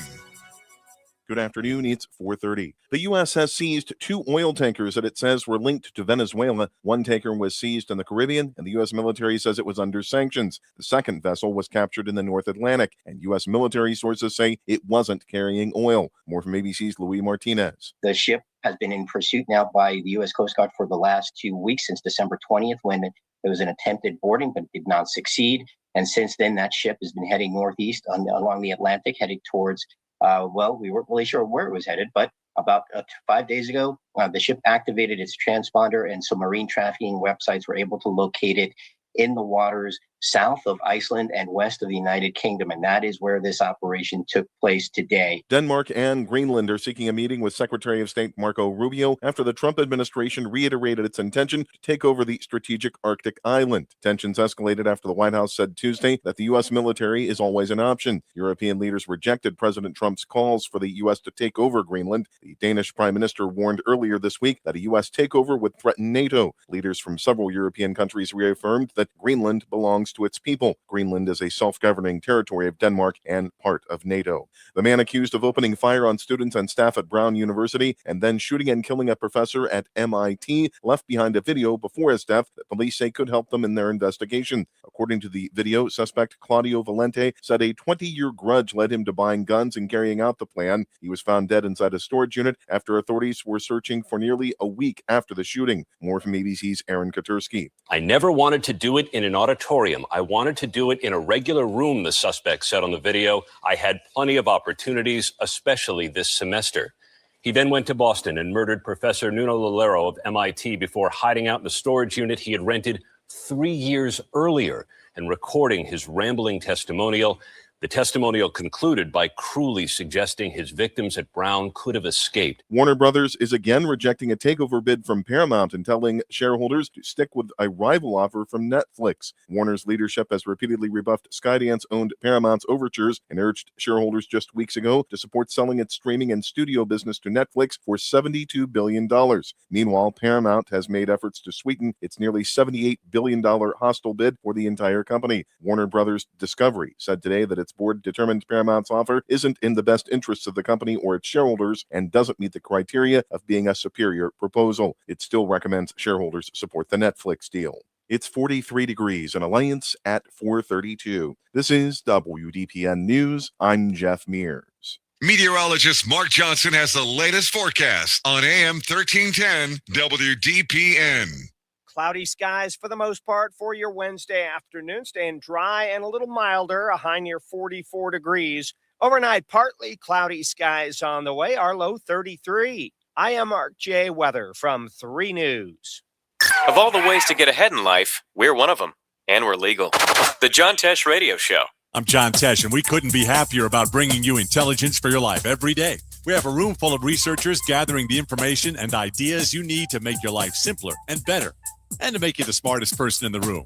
You're just trying to be better. We're just trying to help. The John Tesh Radio Show. Join me for music and intelligence for your life, 10 to 3, Monday through Saturday, only on AM 1310 WDPN. It's intelligence for your life.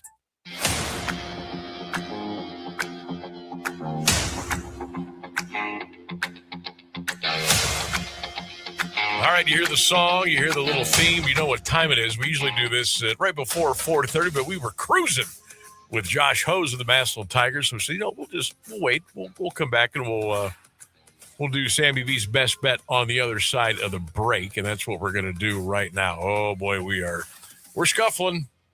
Not afraid to admit it. We are scuffling with our best bets. Maybe tonight is the night we turn it around. Last night we had Georgia Tech plus 2.5 against Syracuse. Syracuse ran them right out of the gym. All right, we're going back to college basketball tonight. You know what we're going to do tonight? This is a typical panic move by a gambler. We're going to play a favorite tonight. No more underdogs for the next couple of days. We're going to lay the points tonight. And we got a little Big Ten game. Washington is at Purdue tonight at Mackey Arena. The Boilermakers are laying 17.5 to the Huskies tonight. Yeah, that's a very large number, especially in a conference game. It's a long trip from the West Coast. I know Purdue's really, really good, right? We know Purdue is very good. What are they, 5th in the country? I think this is Washington's first trip to the East this year. Boilermakers have won 5 in a row. They're 9-1 in their last 10. I see the line just moved down a little bit. All right, I'll take it. That's fine. We're going to take Purdue, and I'll lay. I know the number you're going to get on your screen is 17.5 because it's loaded already. But Purdue's laying 16.5 tonight against Washington. I like the Boilermakers at Mackey Arena to run the Huskies right off the floor. All right, Sammy's best bet tonight. Take the Purdue Boilermakers, lay the points against Washington tonight in West Lafayette. That's your Sammy B best bet of the day. Come on, Boilermakers. I don't want to lose 3 in a row. Thought I was going to pull that one out last night. I really did. I thought Georgia Tech was going to pull that one out. Nope, did not. Hey, I want to tell you what, there was a great game last night. Actually, there was a couple. No, there were 3. No, there was 4. No. I'm going to stop with 4. There was 4 great college basketball games last night, and I was able to watch them all, little bits and pieces of them. After our high school game last night on Q92, where the Glen Oak Golden Eagles beat the Lake 65-47, and Coach Hairston and the Golden Eagles pick up their first win of the season last night. But there were some great games. How about Michigan and Penn State? The Nittany Lions were a 24-point dog. They almost won, but the Wolverines held on to win 74-72. Great game in West Virginia last night. The Mountaineers beat Cincinnati 62-60. Minnesota upset Iowa 70-67. How about the A&M Auburn game last night? Auburn thinks that they hit the game-winning 3 from about 40 feet as time expired last night. Nope. The referee said they didn't get it off in time. A&M holds off Auburn 90-88. You want more? I got more. How about the overtime game in Lawrence, Kansas last night? KU beats TCU 104-100. That was a hell of a game last night. Darren Peterson, by the way, 32.6 rebounds on a block for the Jayhawks. He only played about half the game last night. Then in Houston, the Cougars and the Texas Tech Red Raiders. Phenomenal game. Number 7 Houston beat number 14 Texas Tech 69-65. I thought that game might be headed for overtime too. There was some folks, I know it's college basketball, it's a long year, and you're not really dialed into it yet because most wait until football is completely over before they start paying any attention at all to college hoops. Heck, for that matter, before they start paying attention to the NBA. But there is some really good college basketball going on. And so those were some of the games last night. Tonight, I don't see any like crazy good matchups tonight, but you never know. But hey, we don't have to look any further for great college basketball in our area. The Mount Union Purple Raiders, they're 13-0. They're ranked number 5 in the country. The Durs, according to the Doppelgopper or whatever. Marietta awaiting on the Purple Raiders tonight, 7 o'clock.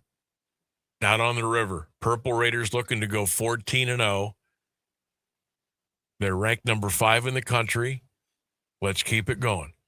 All right. Don't forget, Coach Mike Fuland will join us tomorrow, 3:35 here on the Sam Bourquin Show, 1310 WDPN. You know, Sam, I think I'm going to just start calling him Mr. Bob. Mr. Bob? Yeah, or Bobbler. Dong Bobbler.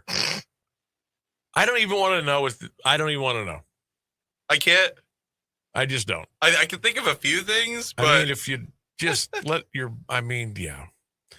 But maybe we'll just call him DB. Honestly, I've been dying to know what the origin of that name is, so hope you can let me know. I don't know if we want to go down that rabbit hole. I'm a curious person. I know. I don't know. Hey, I was on the TikToker last night. And I was, just rolling through, checking out the scene. It was about 1:15. Guess who was playing video games last night? Chains.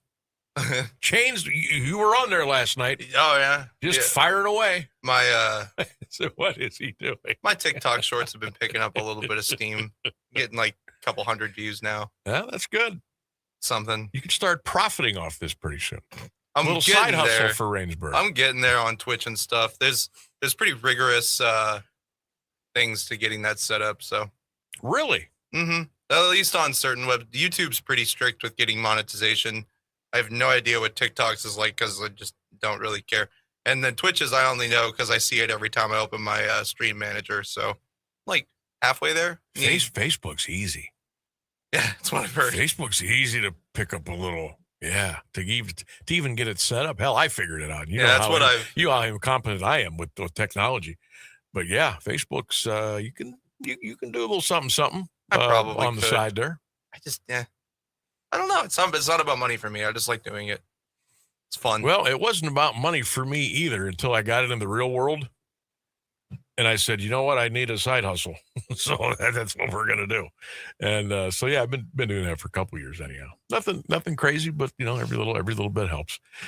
Text line is open 330-924-7088. You can drop your comments on all of our social media platforms. And don't forget, while you are hanging out with us 3 until 6, Monday through Friday on the Q92 Radio YouTube channel, don't forget to hit that subscribe button and be a part of the fam here on the Sam Bourquin Show, 1310 WDPN, and, of course, all of our other social media platforms as well.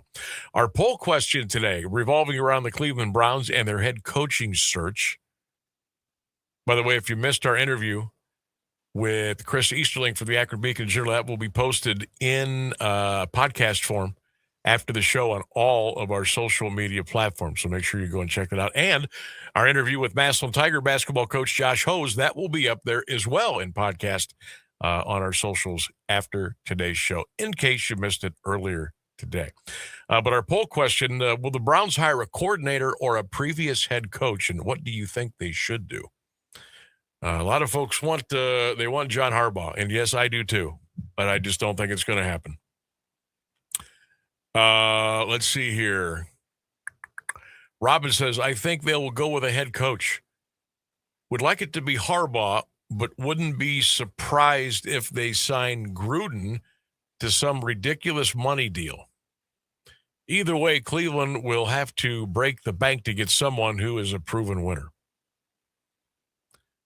I've been thinking about the John Gruden situation because his name comes up all the time, not just for the Browns, but for other openings in the NFL. I have come to the thought, I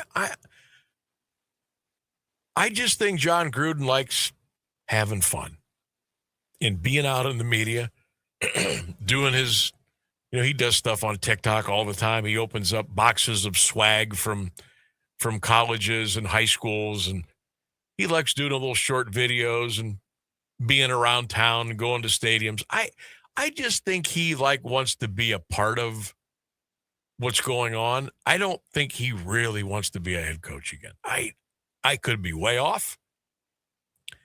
I think he just likes having fun, keeping his name out there, stirring interest every once in a while when an opening comes up. I think he's having too much fun doing what he's doing. That's just my opinion. I don't think you'll see John Gruden coaching in the NFL again. I don't. Kimberly checking in. KJ, good to hear from you. She says, my opinion, head coach Harbaugh is going to go to New York and win it all. I think Kevin Stefanski's got a good chance to go to New York. I do. We talked about that yesterday. I think Kevin Stefanski working with a quarterback like Jackson Dart, I think that could be something. Mike checks in. He says, Sam, I'll take Harbaugh. Thank you. James says, hire Harbaugh. Bring in Eric Bieniemy as the OC. Retain Schwartz as the DC. Tracy says, I don't think they care about who they hire or winning until the new stadium is built. Tracy, I'm with you on that one. Kevin sends me a GIF of Pinocchio. He says, Sam, they want a puppet. If you heard my conversation with Chris Easterling, that's what I said too. Haslam, Barry, they want a puppet. They don't want anybody to stand up to them and tell them that they're wrong. They want a puppet.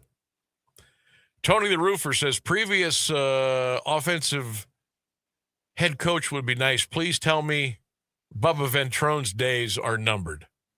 I sure hope so. Matt says, Sam, hopefully it's a former head coach with the first name of John.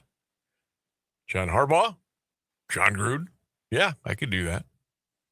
Let me read a couple more here before we take a break. Sam, they will hire unproven coordinator guy. It's in their DNA. They will hire someone who will take order. See, you guys, that's why I love our audience. I love our audience. And not just because they agree with me on things, it's why they agree with me. Scott says they will hire somebody who can take orders. Much like what has been going on the past several years. Scotty Wynn, good to hear from you, buddy. Richard says they'll hire a head coach, all right. Probably some coordinator. Tony Marco says John Gruden better get a bleeping phone call. Keep those comments coming in. Will they hire a previous head coach or will they go the coordinator route? Text in 330-924-7088. Drop your comments on the Q92 Radio YouTube channel. Sam, they will never hire the right coach. How about digging up Paul Brown from? No, you're not going to do that. I was thinking about the long list. You know, we always talk about the long list of quarterbacks. There's that T-shirt with all the names of the starting quarterbacks since the Browns came back in '99. And yesterday we did our show live from Glen Oak, and I had former football coach at Glen Oak and AD Scott Garcia on the show yesterday. And Scott's a big Browns fan. Goes to a lot of games, goes to Berea, goes to the practices. And I was like, outside of Paul Brown, because he was the best, I said, in their heyday, who would you bring back to be the coach of the Browns? You can't bring Paul Brown. They can be alive, they can be deceased, whatever. Who would you bring back? He said Marty Schottenheimer. And that's the kind of guy that they need. And I thought about, what about Sam Rutigliano in his prime? Butch Davis got us to the playoffs. We lost the wild card, but he got us there. And Rutigliano, we talked about with Marty. Bud Carson. Who was the I don't know why I'm forgetting right now. The Blanton Collier. He came in after Paul Brown. But who's a Browns coach still with us today, or maybe no longer with us? Who would you bring back in their prime to coach the Browns today? Just have a little fun, a little side poll with that. 330-924-7088. Or get your comments in on the social media. I would think I would probably go with a guy like Marty. I love the way Sam Rutigliano was attached with the team. I thought Sam was a true player's coach. Marty was a little tougher on him. Got great results, could never get past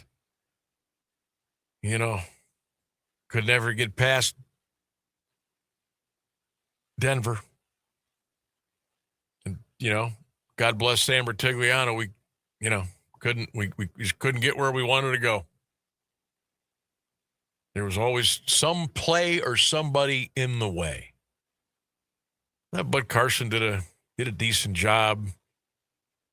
Pat Shurmur, not so much. Forrest Gregg was okay. Back in the day when he was here. But you look at the long list of Browns coaches, and you can't say Paul Brown. Deceased or still with us today, former Browns head coach in his prime. Who would you pick to come back and coach this team? just to have a little fun side off here from our poll question today. Coming up on 53 minutes past the hour, we're going to step out. We'll take a break. We'll come back. It is the Sam Bourquin Show on AM 1310 WDPN. Stay with us. There are many heroes in the world, and you could be one. Be a silent hero and save the life of another. Be a blood donor. This message is courtesy of Stan Cunningham Excavating, locally owned for over 4 decades and serving our area with excellence. For all of your contracting needs, call the pros at 330-532-STAN. That's 330-532-7826. Stan Cunningham Excavating is reminding everyone to please donate blood. Do you have trouble getting in and out of the bathtub? Are you afraid you'll slip and fall entering or exiting a tub? Safe Step walk-in tubs can transform your bathtub from an area of concern to a calming refuge. Call them today at 1-800-498-2098 and save $1,600. Safe Step walk-in tubs and showers are proudly made in Tennessee and offer an ultra-low step-in, avoiding that difficult climb over a traditional bathtub wall. They also offer a variety of therapeutic benefits that may help soothe your aching muscles and joints, increasing your mobility, boosting your energy, and improving your sleep. Safe Step walk-in tubs are designed to easily fit your existing tub space and are often installed in as little as 1 day. Just dial 1-800-498-2098 today to save $1,600 and receive a free shower package. That's 1-800-498-2098 for a free no-obligation consultation and to save $1,600. Safe Step walk-in tubs. Safety never felt so good. High school basketball is on AM 1310 WDPN all season long. Brought to you by SARTA. I'm Christian Bigglesworth, calling boys and girls action from around the Eastern Buckeye Conference, the Alliance Aviators, the Marlington Dukes, and the West Branch Warriors. And this year, listen live and free on the AM 1310 WDPN Facebook and X pages and the Q92 YouTube channel. High school basketball, powered by SARTA on AM 1310 WDPN.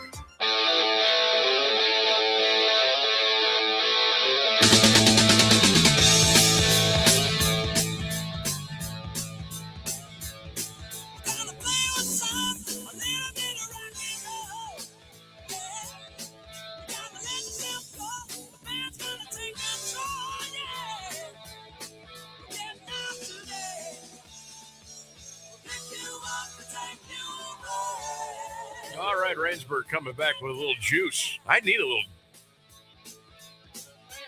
I'm like tired right now. I don't know why. I was up late again. You know what? I know I'm tired. I didn't go to bed till, I don't think I comfortably fell asleep till like 3:45. And then I was up at 6:50. I didn't sleep worth a crap last night. Not worth a, so maybe tonight I'll get a good night's sleep. I'm just tired right now. But you know me, I don't drink pop or caffeine, so I mean I could probably handle that real quick, but I just got the old water bottle in here today. Dougie in the PTO. Sam, just finished taking down my outside Christmas decorations. Took me an hour and 15 minutes with a little break. I wish it was as easy putting everything up as it is to take it down. Always a little sad when it comes down. Been up the week before Thanksgiving. Now enjoying a snack and listening to you on 1310 WDPN. Good to have you in the mix, Dougie and the PTO. I'm with Doug. It's always a little sad taking the Christmas decorations down. No matter how many years, no matter how many decades. Like when you're putting them up, like you want to put them up. There's energy, there's hope, there's the twinkling of the lights. It's a new, it's got the juice, it's got the magic, it's got everything behind it. You're taking them down. I look at it as you're taking them down because you kind of have to take them down. Now, full disclosure, all of our trees are still up. We still turn them on every night. Most of the other holiday decorations in the house are up. I'd say like 15% have been taken down. All of our inflatables are still up, and we turn them on. Tonight's probably going to be the last night. So when I come home later on this evening, I will take my one last look at our 20-foot Rudolph and our 20-foot Frosty and the Grinch. I'll take it all in. You better believe it. I'll be that guy. I'll be the guy coming down in our allotment down our street, and I will putt-putts at about 2 miles an hour, and I will just sit there and I will look and I will watch until I pull into the driveway.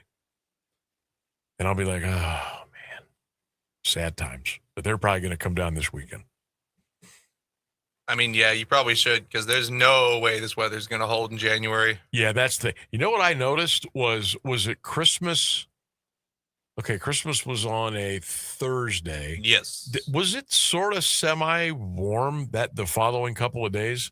Yeah, it wasn't too bad. Christmas Day was nice. It was kind of just rainy and pretty warm for December. Because I noticed, at least I noticed a lot of people at the first warm weather opportunity were taking their stuff down outside. Smart. Usually people like our lights are still on too outside. Usually people leave their lights on at least. I mean, there was a lot that were down before New Year's, which is usually by New Year's, the day or the day after, that's when you take everything down. Now, I will tell you right now, our trees will be up until the end of the month. I just know that. And we don't care. We keep them lit up and nice, and it just kind of adds a little extra. Probably February or so, maybe Groundhog Day, we'll take our stuff down. But the inflatables and the outside stuff will be coming down probably by the end of this week. But yeah, always a little sad there. All right, we got news and weather coming up here at the top of the hour. We will come back. We'll have one more big hour to go. We'll get back into the poll question. We'll dig a little deeper into the Cleveland Browns coaching search. Do they really have a chance at John Harbaugh? And would John Harbaugh really come to Cleveland? Get you ready for Mount Union Marietta tonight, down in Marietta. We'll talk about the latest National Football League TV ratings. They are just, if you thought they were incredible, they're even more incredible. And we'll talk a little high school hoops as well. All that's coming up here after the break. It's 5 o'clock on AM 1310 WDPN, the Sam Bourquin Show. News, weather, sports, local information, and music 24 hours a day. This is AM 1310 WDPN Alliance. This is a special report from ABC News. I'm Michelle Franzen. ICE operations in Minneapolis ending in an ICE officer shooting and killing a woman inside her vehicle. Homeland Security Secretary Kristi Noem called it a case of domestic terrorism, claiming the woman used her vehicle as a weapon. An officer of ours acted quickly and defensively shot to protect himself and the people around him. And my understanding is that she was hit and is deceased. President Trump, in a social media post, says he watched a clip of the video and says the agent acted in self-defense. Minnesota Governor Tim Walz calling for calm and says there will be a full investigation of the incident. It's beyond me that apparently from the federal government, from the Homeland Security Director herself, has already determined who this person was, what their motive was, and they hadn't even been taken out of the vehicle. Minneapolis Mayor Jacob Fry says he saw the video too and accused federal immigration officials of spinning the circumstances, angrily calling on them to leave his city. This is ABC News. It's game day. Are your moderate to severe Crohn's disease or ulcerative colitis symptoms keeping you from the action? Skyrizi, risankizumab Riza, could help you get back to the game. Skyrizi is proven to help people feel significant symptom relief, achieve remission, and visibly improve damage of the intestinal lining. Skyrizi is a prescription injection medicine for adults.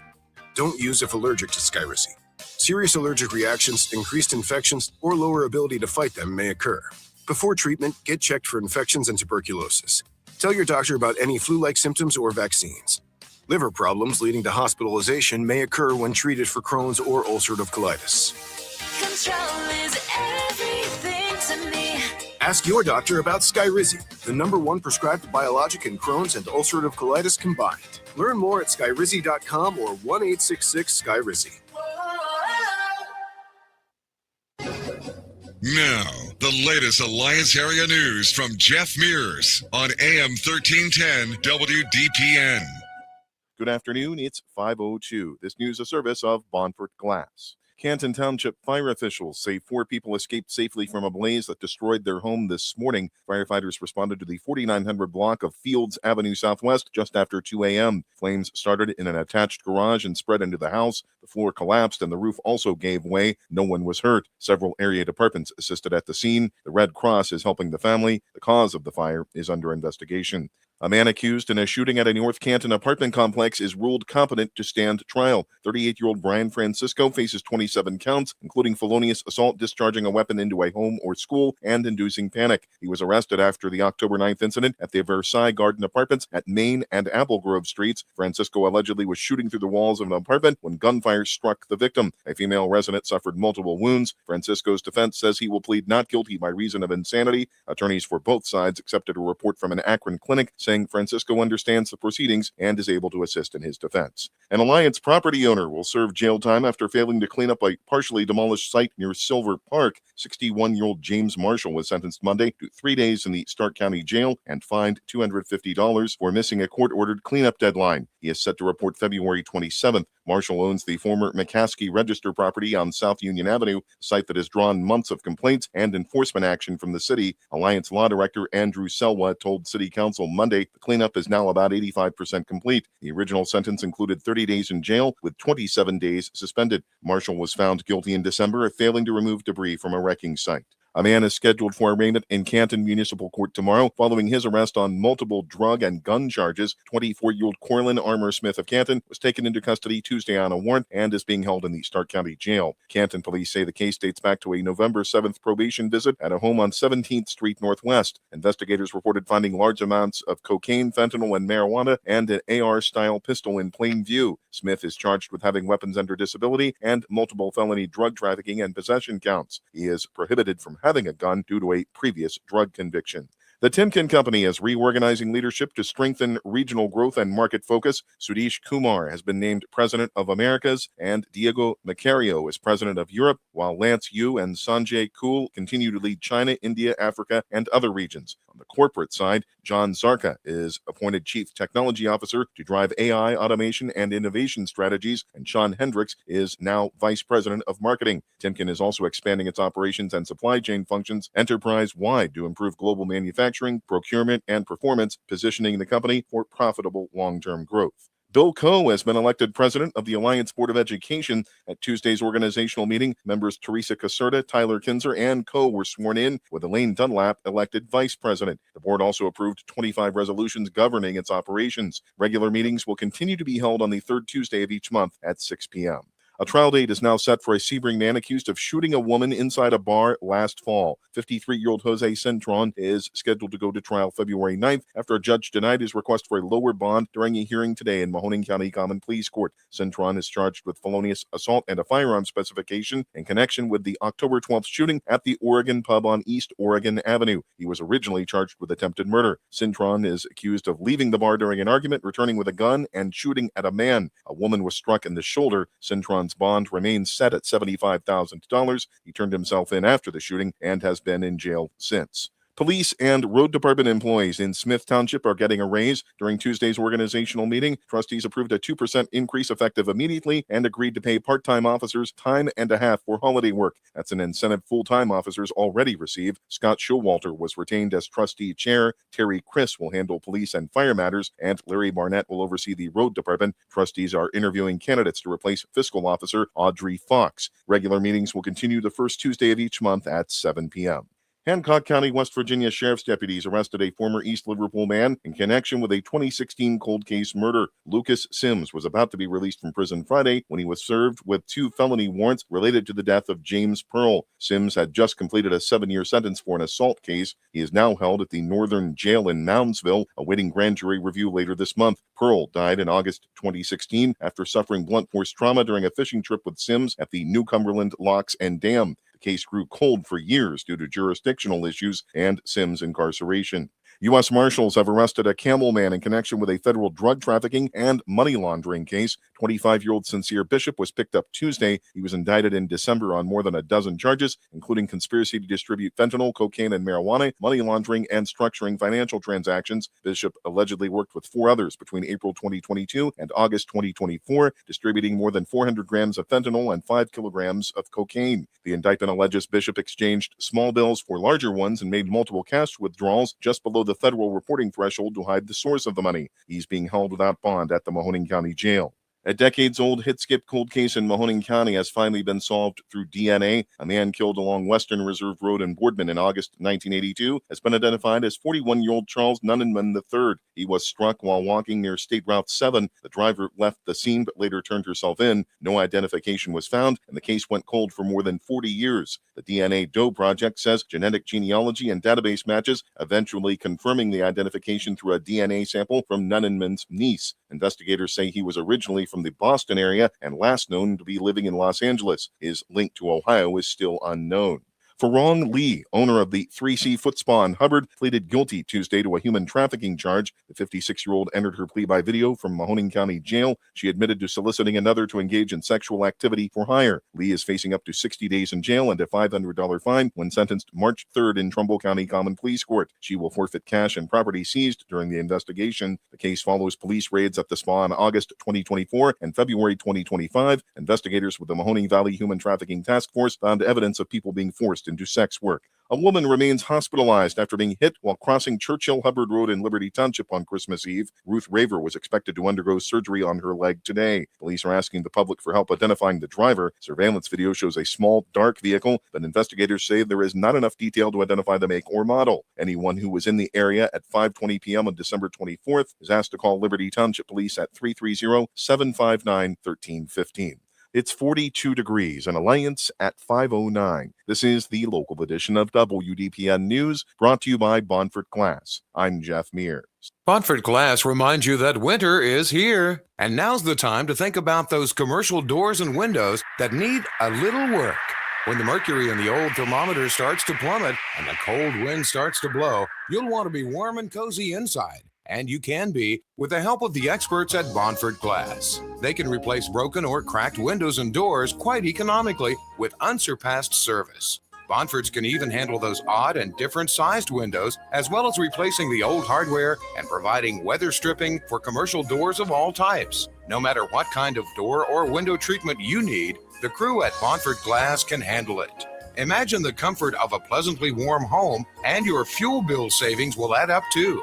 Call the glass experts at Bonfort Glass at 330-823-0450. Bonfort Glass, 30 South Union Avenue in Alliance. Now, the Alliance area weather forecast from Mark Johnson on AM 1310 WDPN. Dry and cool for your Wednesday afternoon. Cloudy skies for the most part. Our high 44 degrees. Overnight, partly cloudy, dry, and chilly. A low of 33. I am Mark J. Weather from 3 News. Live from the AM 1310 WDPN studio, it's time for live and local sports talk. It's the Sam Bourquin Show. I'm ready. Give the show a call at 330-821-1310. Good call, meatball. Watch the Sam Bourquin Show on the AM 1310 Facebook page, the Q92 YouTube page, and on X. This is the Sam Bourquin Show on AM 1310 WDPN. Rico's got to be careful here. Comes in for the win. Good if it goes.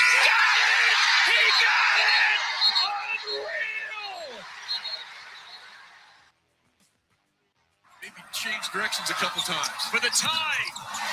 No good. Manuel rebound. Koch. Husson got it off of the corner. Hit it out. Manuel rebound. It starts with time. Got it off for the tie. And that's the ball game. And Minnesota hangs on. He does one. Cash again. Some of the all-time greats in the NBA right now. Tyson all the way through. Potter missed it, but Mobley's there. Mobley with the follow, hammers it home. Goals has it at the buzzer! That is Luka Magic, the God! Clock and issue, and look at Luka. Just throw it up, and guess what? Throw it in. Known as one of the best scorers in the league. Welcome back, everybody. AM 1310 WDPN. It is the Sam Bourquin Show. How we doing?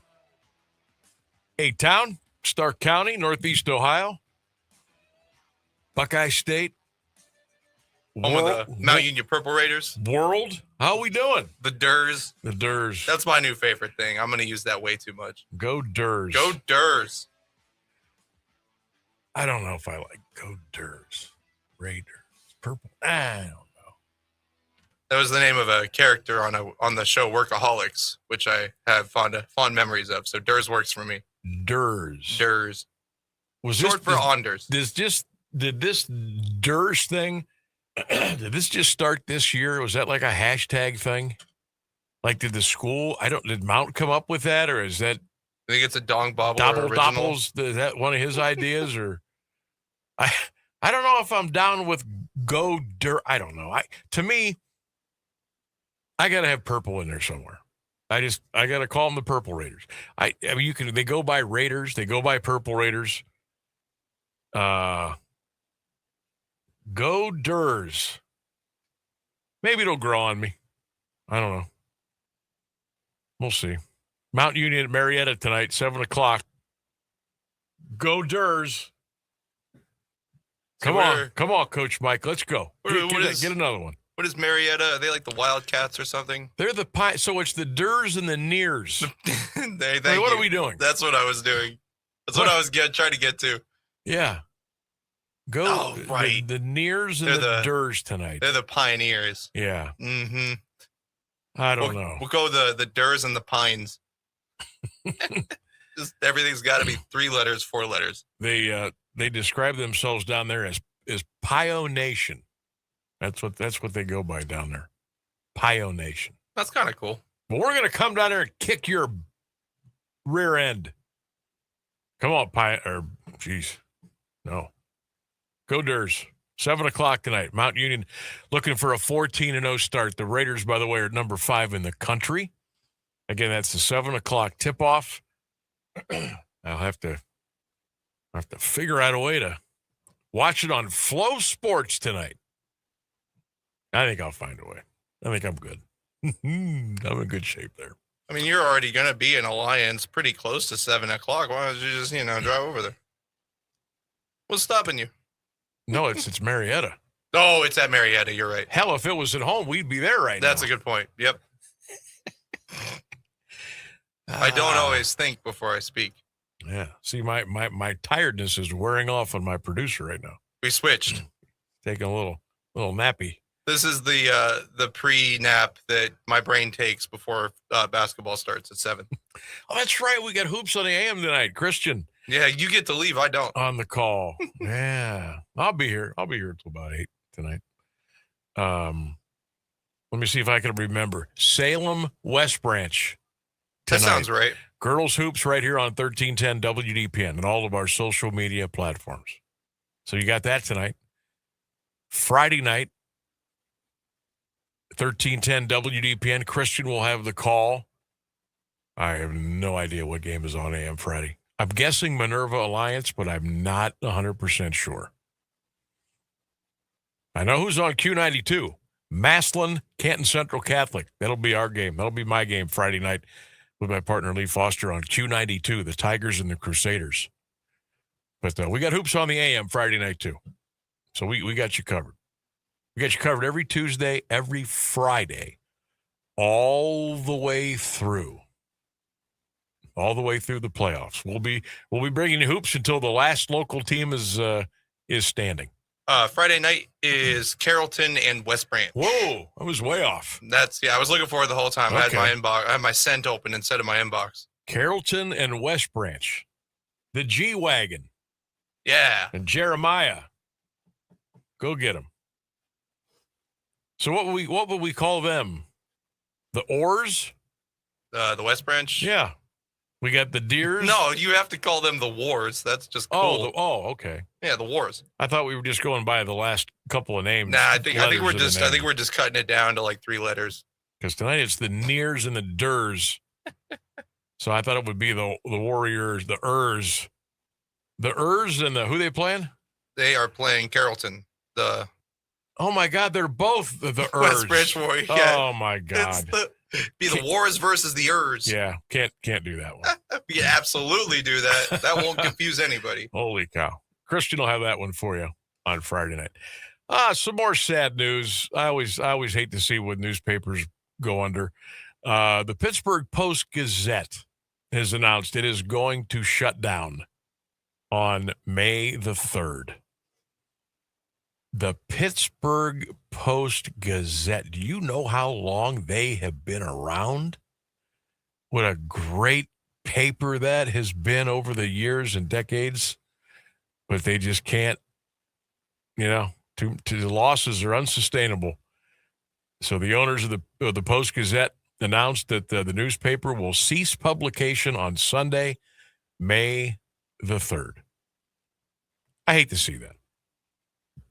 I know the world's changed and everything's on our phone and computer and tablet. And I mean, honestly, I don't know that many people that read the paper anymore. Like to actually hold the paper in their hand or like have, year-long subscriptions and they get it delivered to their house. I don't hardly know anybody. No, I think I'm not a dinosaur. I'm in my mid 50s. I don't know anybody that still holds the paper and reads it anymore. Yeah, I think most people don't even really read the news anymore in general. They just have their favorite news network presented to them or their favorite creator or whatever. I know, X is a good source for news, A lot of the social medias are good. Of course, a lot of the papers now, it's all digital. That's how they survive. But the Gazette is going to shut her down May the 3rd. Wow. The Pittsburgh Post-Gazette. That's a shame. That's a shame. I've been looking here the last couple hours about seeing if there's anything going on with baseball as far as, teams making moves or, even like a hot trade rumor. But it's really, really slow. I see Toronto signed the number 1 Japanese player about a week or so ago. I think he's 29 or 30 years old. Signed him to a big contract. Cubs and the Marlins made a very small move today. I mean, it's really not even worth reporting that one. When are we going to have a big deal? When are we going to have a big bombshell trade or a big free agent signing by somebody? It's been really quiet. But you know what, though? I'm not surprised because, at the end of this coming season, the collective bargaining agreement is going to go out the window. And there's going to be a lockout. So maybe there are a lot of teams, a lot of organizations that just don't want to. They just don't want to do anything because they don't know what the future is going to bring. I don't know how that they are going to escape a lockout. I just don't see it. I don't see the owners and players and the people pounding on the table in the boardroom. I just don't see how that it happens. I'm hoping nobody wants to see baseball shut down. I mean, what a great year we just came off of. I know the Guardians weren't there at the end, but that was one of the greatest World Series I've ever seen. Toronto Blue Jays and the LA Dodgers. I thought that was fantastic. That was great drama, great theater, cinema, as the yuppities like to call it. I thought it was fantastic. I didn't miss a game. Didn't miss a game of the World Series. I stayed up for that, 18, 19 inning game? No regrets there. That was just great theater. Oh yeah, where they had to play the 14th inning stretch or Yeah. That was great. I thought baseball made out pretty good after that World Series. I thought the ratings were strong. I just, I know the Dodgers won again because they spent $1 gazillion, but it was fun. The stadiums were packed. The atmosphere was great. I thought it was just great. I thought it was great for the sport of baseball. And I thought, hey, let's build off of that. Let's keep it going. Let's get some of these bad teams off the mat. Let's infuse some money. Let's get some cash going. Let's spend a little bit. Yes, I'm Cleveland. I'm talking to you. In Pittsburgh, in the wherever they're playing A's. Let's build. Let's build off of this thing. Get some momentum. I don't think it's ever going to be, the passion that it once was. Football has obviously overtaken that, but if you're not playing, man, your sport just gets put in a corner. And nobody wants to hear and read and watch and listen to people fighting about money and revenue and owners and lawyers and attorneys, and nobody wants to watch that. Nobody wants to listen to it. Nobody wants to hear about it. So your sport is dormant. It goes into the dark corner and people forget about it. I don't want that to happen to baseball after the great run, the great year we just had. Got to find a way. But that's why I don't think you're going to see any like big deals, like major crazy deals or big blockbuster trades. I just don't think you're going to see them. The owners and the decision makers are like, let's put a pause because we don't know what's going to happen after next season. I would be stunned, and amazed if they were able to avoid a lockout. I would be so happy, but I would be as stunned as I would be happy if they were able to figure something out. And we'll see. 5:25 is our time. We'll take a break. I just saw Browns legend Bernie Kosar back in the hospital again with a new health complication. Bernie, we're praying for you, bud. Get better. Get stronger. We'll take a break. We'll come back. Don't forget, on this day in sports history, right around the corner here on the Sam Bourquin Show, 1310 WDPN. Do you have trouble getting in and out of the bathtub? Are you afraid you'll slip and fall entering or exiting a tub? SafeStep walk-in tubs can transform your bathtub from an area of concern to a calming refuge. Call them today at 1-800-498-2098 and save $1,600. SafeStep walk-in tubs and showers are proudly made in Tennessee and offer an ultra-low step-in, avoiding that difficult climb over a traditional bathtub wall. They also offer a variety of therapeutic benefits that may help soothe your aching muscles and joints, increasing your mobility, boosting your energy, and improving your sleep. SafeStep walk-in tubs are designed to easily fit your existing tub space and are often installed in as little as one day. Just dial 1-800-498-2098 today to save $1,600 and receive a free shower package. That's 1-800-498-2098 for a free no-obligation consultation and to save $1,600. SafeStep walk-in tubs. Safety never felt so good. We are the keepers of the wild, America's original and most invested conservationists. For more than 80 years, we've been committed to conserving wildlife and the natural landscapes that define our nation. From rugged alpine ridgelines to peaceful tall grass prairies, we've supported the conservation of more than 36 million acres of American wildlands. Our funding has led to cleaner water, fresher air, and improved wildlife habitat. From abundant fish and waterfowl populations to robust deer and elk herds, nothing is more important than maintaining wild spaces for adventurers to explore and wildlife to thrive.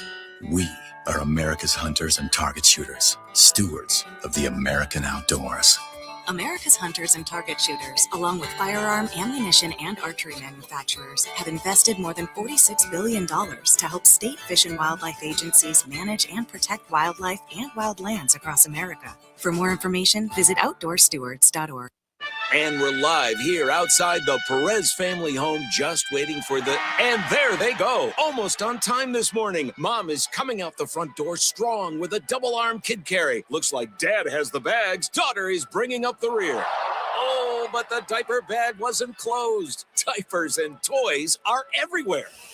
Ooh, but Mom has just nailed the perfect car seat buckle for the toddler. And now the eldest daughter, who looks to be about 9 or 10, has secured herself in the booster seat. Dad zips the bag closed, and they're off. But looks like Mom doesn't realize her coffee cup is still on the roof of the car. And there it goes.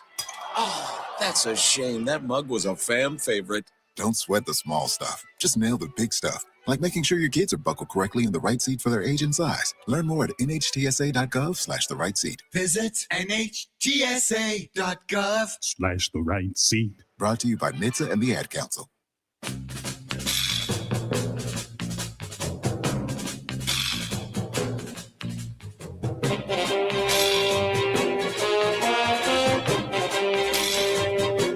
All right, before we get to On This Day in Sports History, John Kenzie Noel, remember Big Christmas, Guardians, and he was picked up by the Baltimore Orioles like 2 days ago. He gone. He's been DFA'd, gone, no longer with the Orioles. Boy, that didn't last long. All right, On This Day in Sports History, 1927 in Hinckley, Illinois. The Harlem Globetrotters played their very first game, and they are still going strong today. 1972, the Lakers set an NBA record for their 33rd consecutive win. Wow. 1991, Pete Rose left an Illinois federal prison, checked into a halfway house in Cincinnati. He was completing a sentence for cheating on his taxes.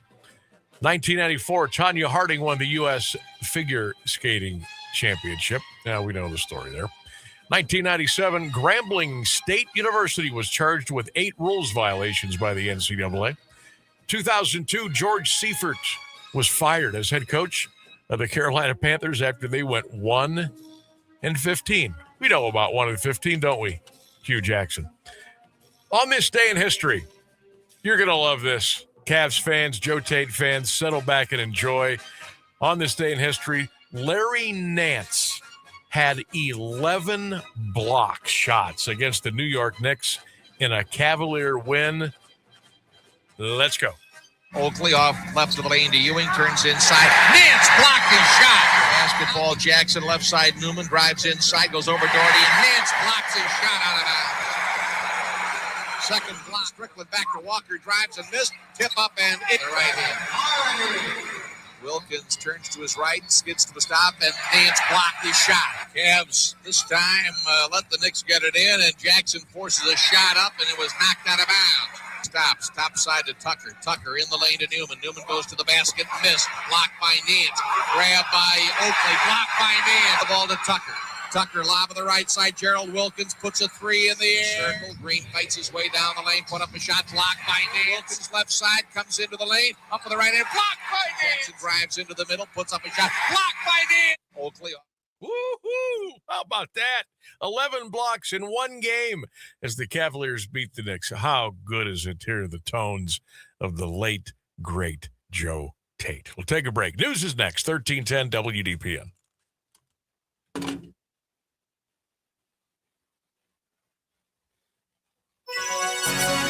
The latest news and the current Alliance area weather forecast are up next on AM 1310 WDPN.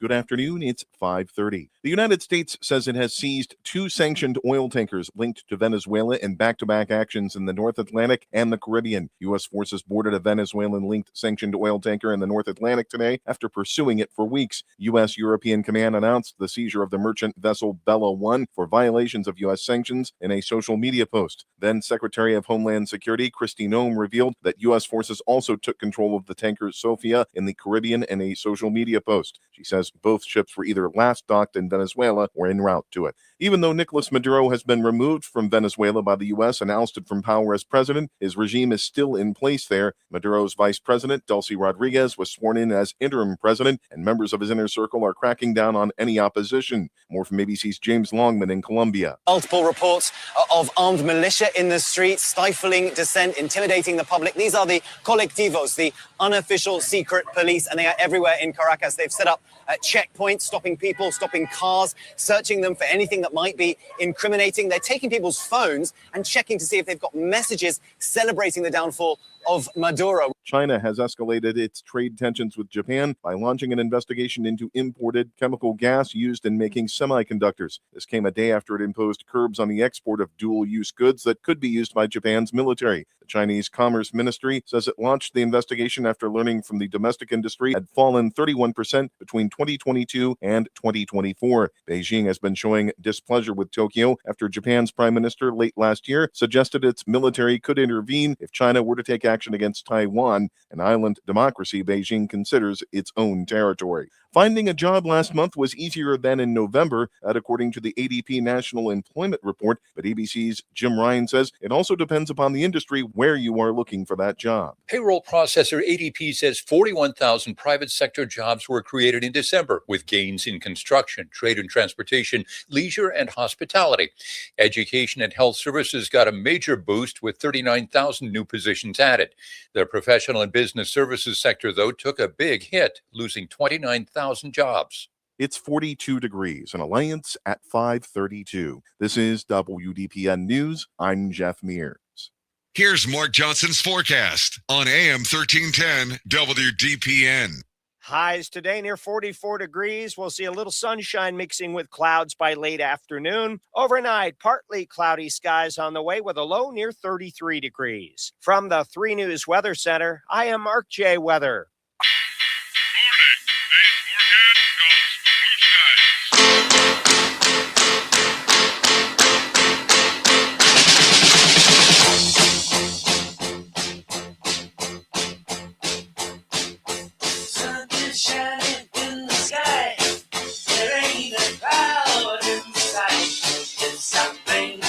Everybody's in the place, and don't you know, it's a beautiful day. 1310 WDPN. Welcome back to the Sam Bourquin Show. Text line open 330-924-7088. Our good buddy Ben Axelrod from Awful Announcing just put out a story. The start of the 2026 Major League Baseball season only a couple of months away. Remember we were just talking about hopefully there won't be a lockout, and I think there will be. Well, it sounds like it's really going to be interesting how we watch the Guardians on television this year. Been reporting that the league will enter its upcoming campaign with a revamped media rights deal. Paraphrasing, it appears that one of the key components won't take effect until the following year, and that is ESPN running the local baseball games.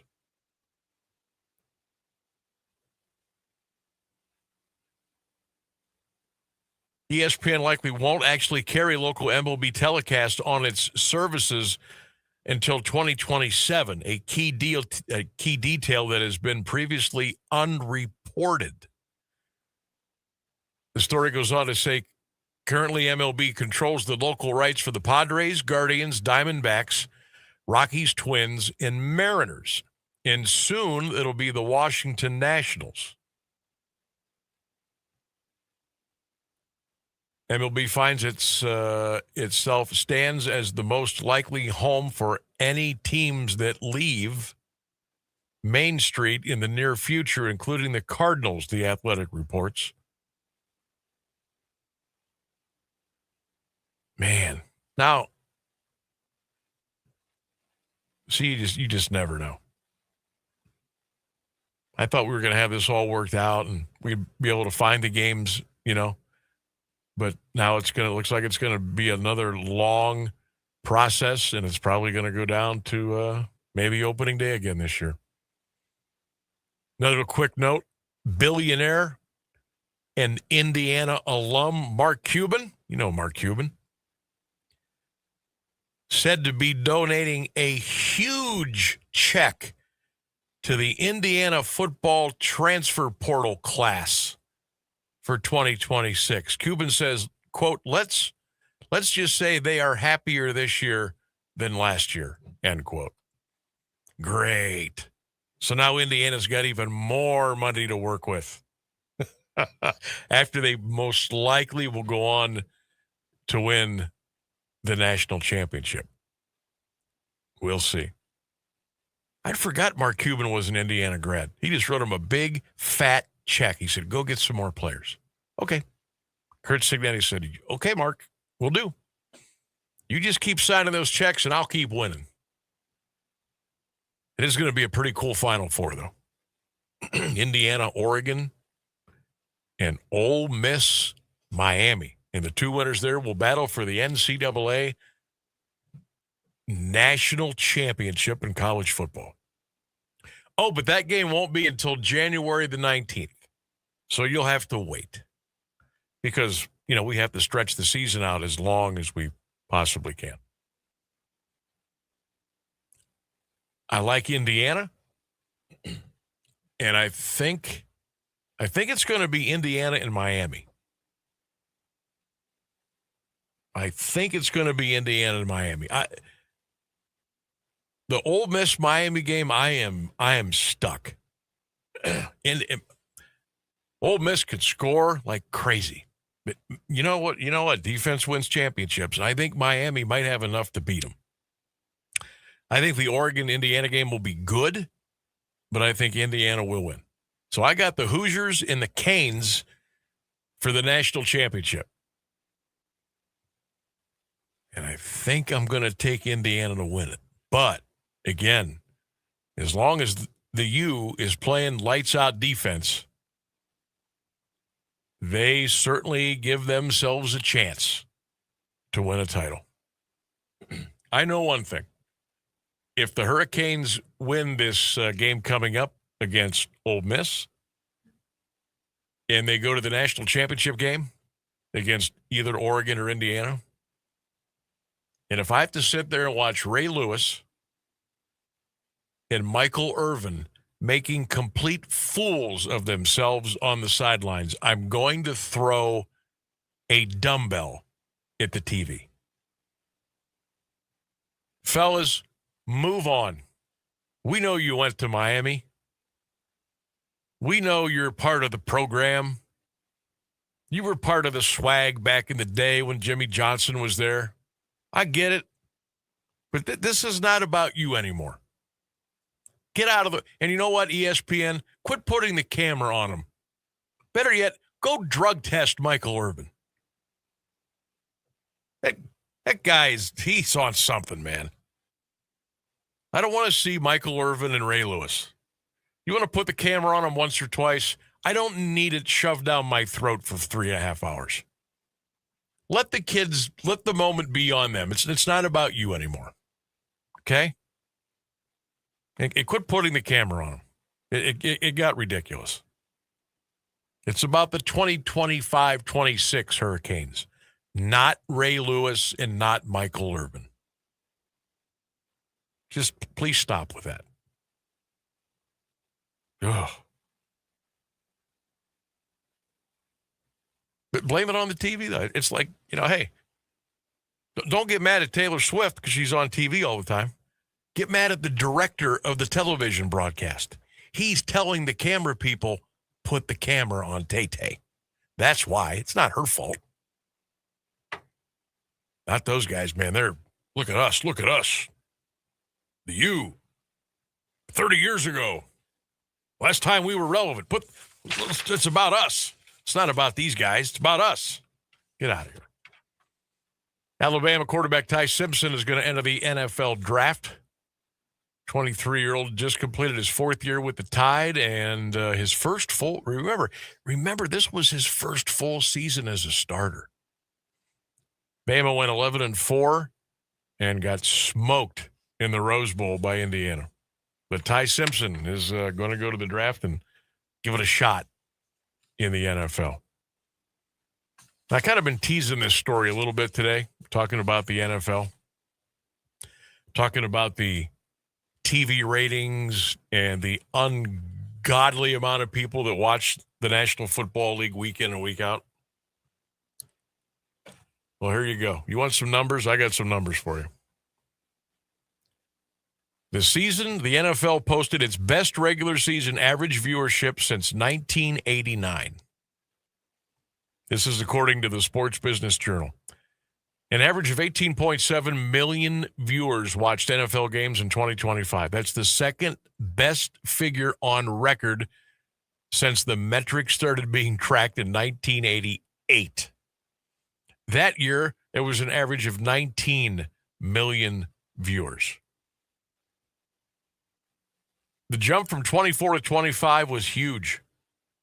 Average viewership rose from 17.5 million to 18.7 million. That's a 7-8% jump.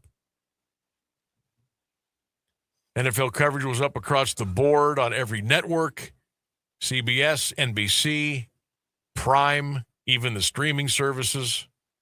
Fox had their best year since 15, ESPN their second best ever, with 2023 being slightly higher. The Chiefs were once again the most watched team in the NFL. Up. These numbers are unreal. Remember the Chiefs-Cowboys game on Thanksgiving Day? 57 million people tuned in to watch that game. Dallas won by 3:30. They kept it nice and close for you. 57 million people watched it that day. The ratings are through the roof. The next television contract, when that is, it is going to blow your mind.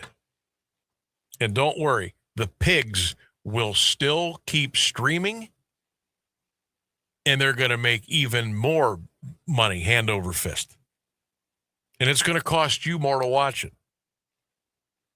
Red Zone's going to cost you more. Sunday Ticket's going to cost you more. You're going to have Netflix. You're going to have Amazon.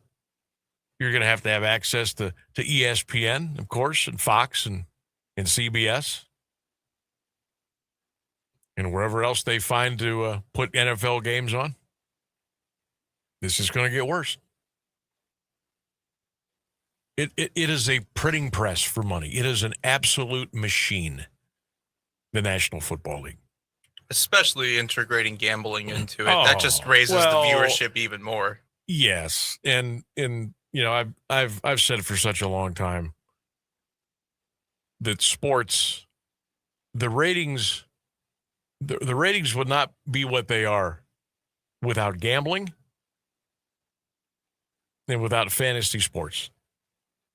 And I've said that before gambling was legal because, well, gambling has been going on since the beginning of time.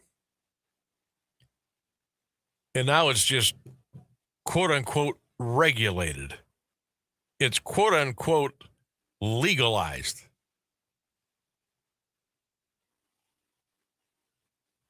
But that's why it's so popular. The gambling, you would be surprised how many people gamble. You might think you have like a little idea. Oh, it's, such and such percent or such and such. You would be shocked.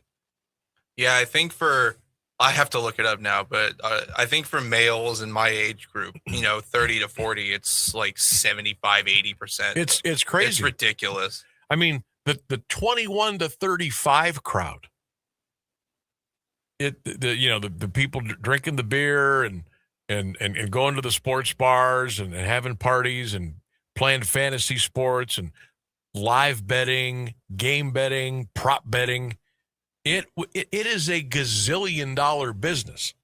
That's why all these apps are in business, that FanDuel and Bet365 and DraftKings and BetMGM. What do you think they're out there for? And the NFL just slid right got in between the sheets with them. Couldn't wait. They don't care about the integrity of their game.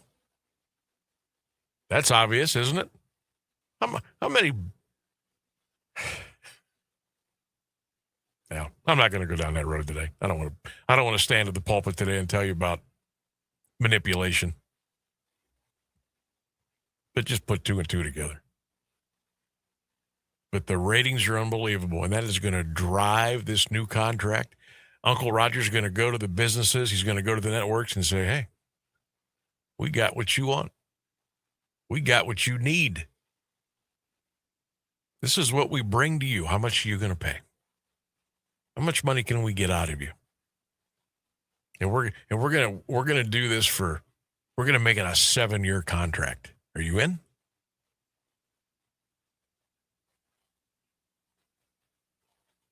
There will probably be a point. I don't know. I don't know for sure.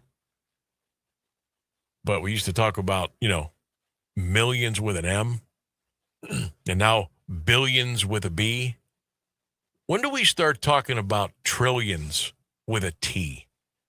With television contracts for sports on the networks or on streaming services? How long is it before we start saying the word trillion? So It's not that crazy. According to Techopedia, I looked up just sports betting to be specifically curious. It says 15% or 1 in 7 adults took part in sports betting in 2025. And I think that's insanely low. Yeah. Yeah, that's just sports betting. I don't think that includes stuff like on Polymarket and all the other non-sports gambling and betting. Right. Yeah. So 15% of all the people in the United States bet on sports. Yeah. That number will be at 30. Oh, easily. Before you even blink your eye. Yeah. Honestly, that's way lower than I expected it. Yeah, that's shocking to me. Yeah. I was, well, clearly, because we both guesstimated. That is shocking. But yeah, the ratings they're unbelievable. They are absolutely unbelievable. Cavs last night, if you missed it, and I know a lot of you did, I did, because, well, the picture went out. Old FanDuel TV, man, let us down last night.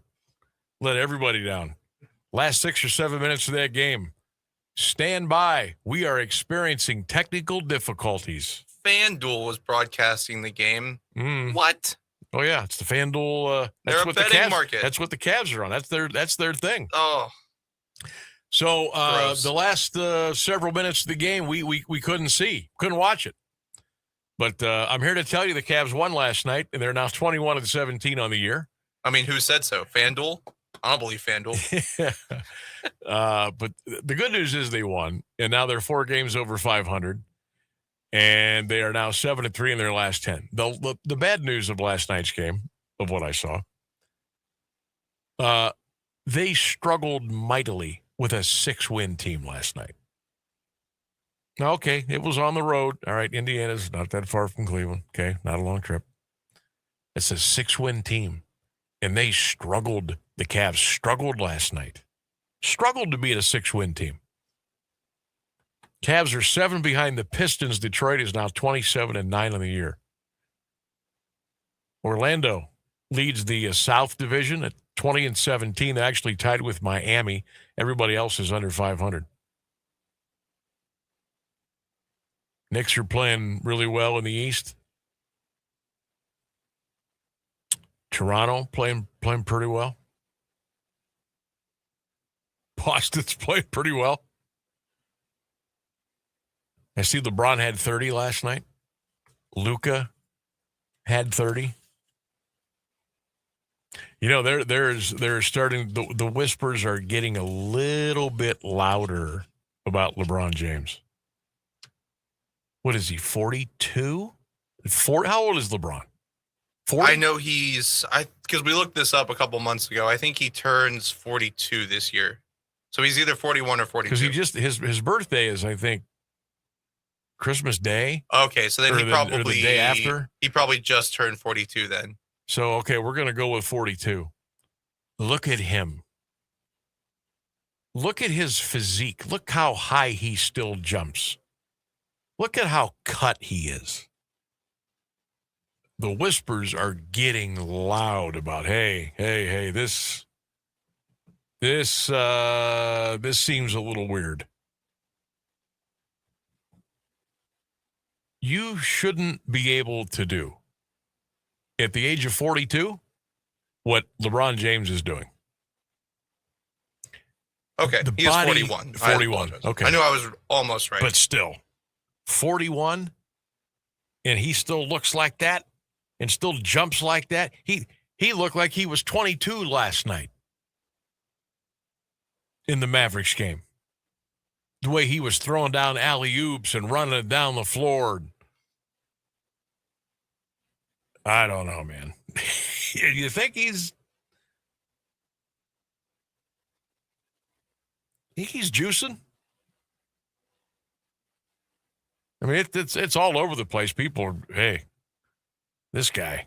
Man, you're not wrong. When I typed in LeBron James to look up his age, it took me a minute to find his age because there were so many stories talking about, can LeBron keep this up? Yeah. So you are correct. It's, look, I'm not taking anything away from him, but the human body is just not made to do that at this level.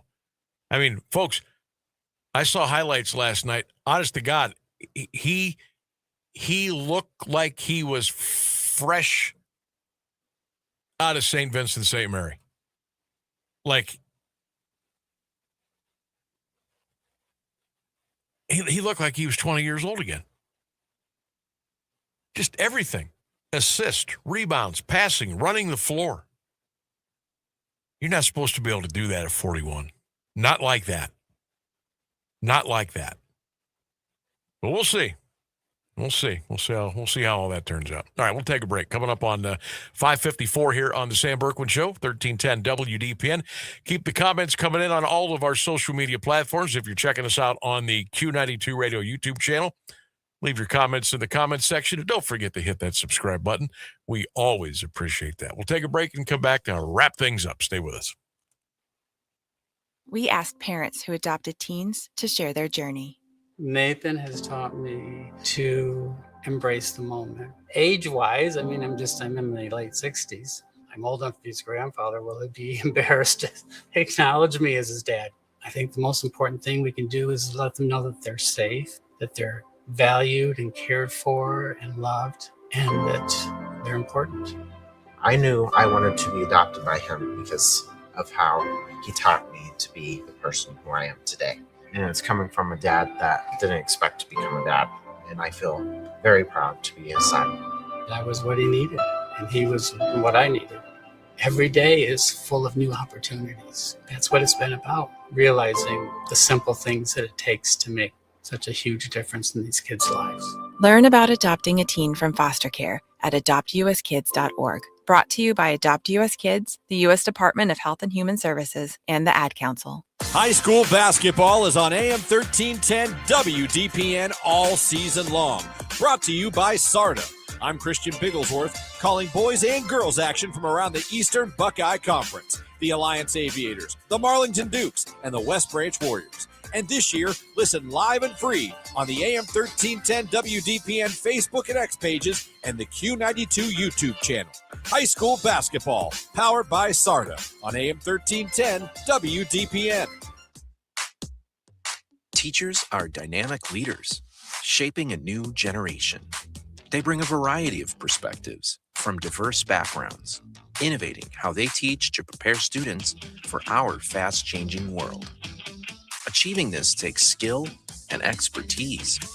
They're tireless explorers, creatively discovering a universe of solutions, telling stories, experimenting, inspiring, mentoring, connecting cultures, and connecting with each other, leading by example.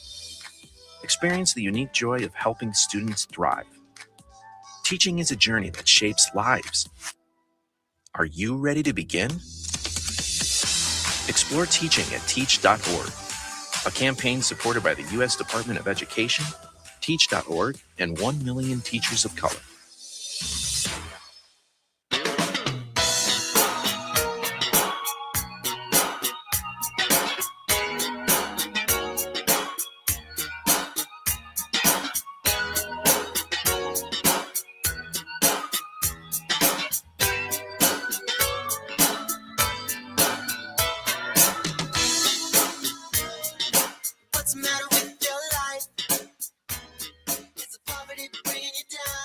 Welcome back to the Sam Bourquin Show, 1310 WDPN. Couple of minutes before we bid you adieu. Don't forget, tomorrow on the show, we start at 3 right here on 1310. All of our social media platforms.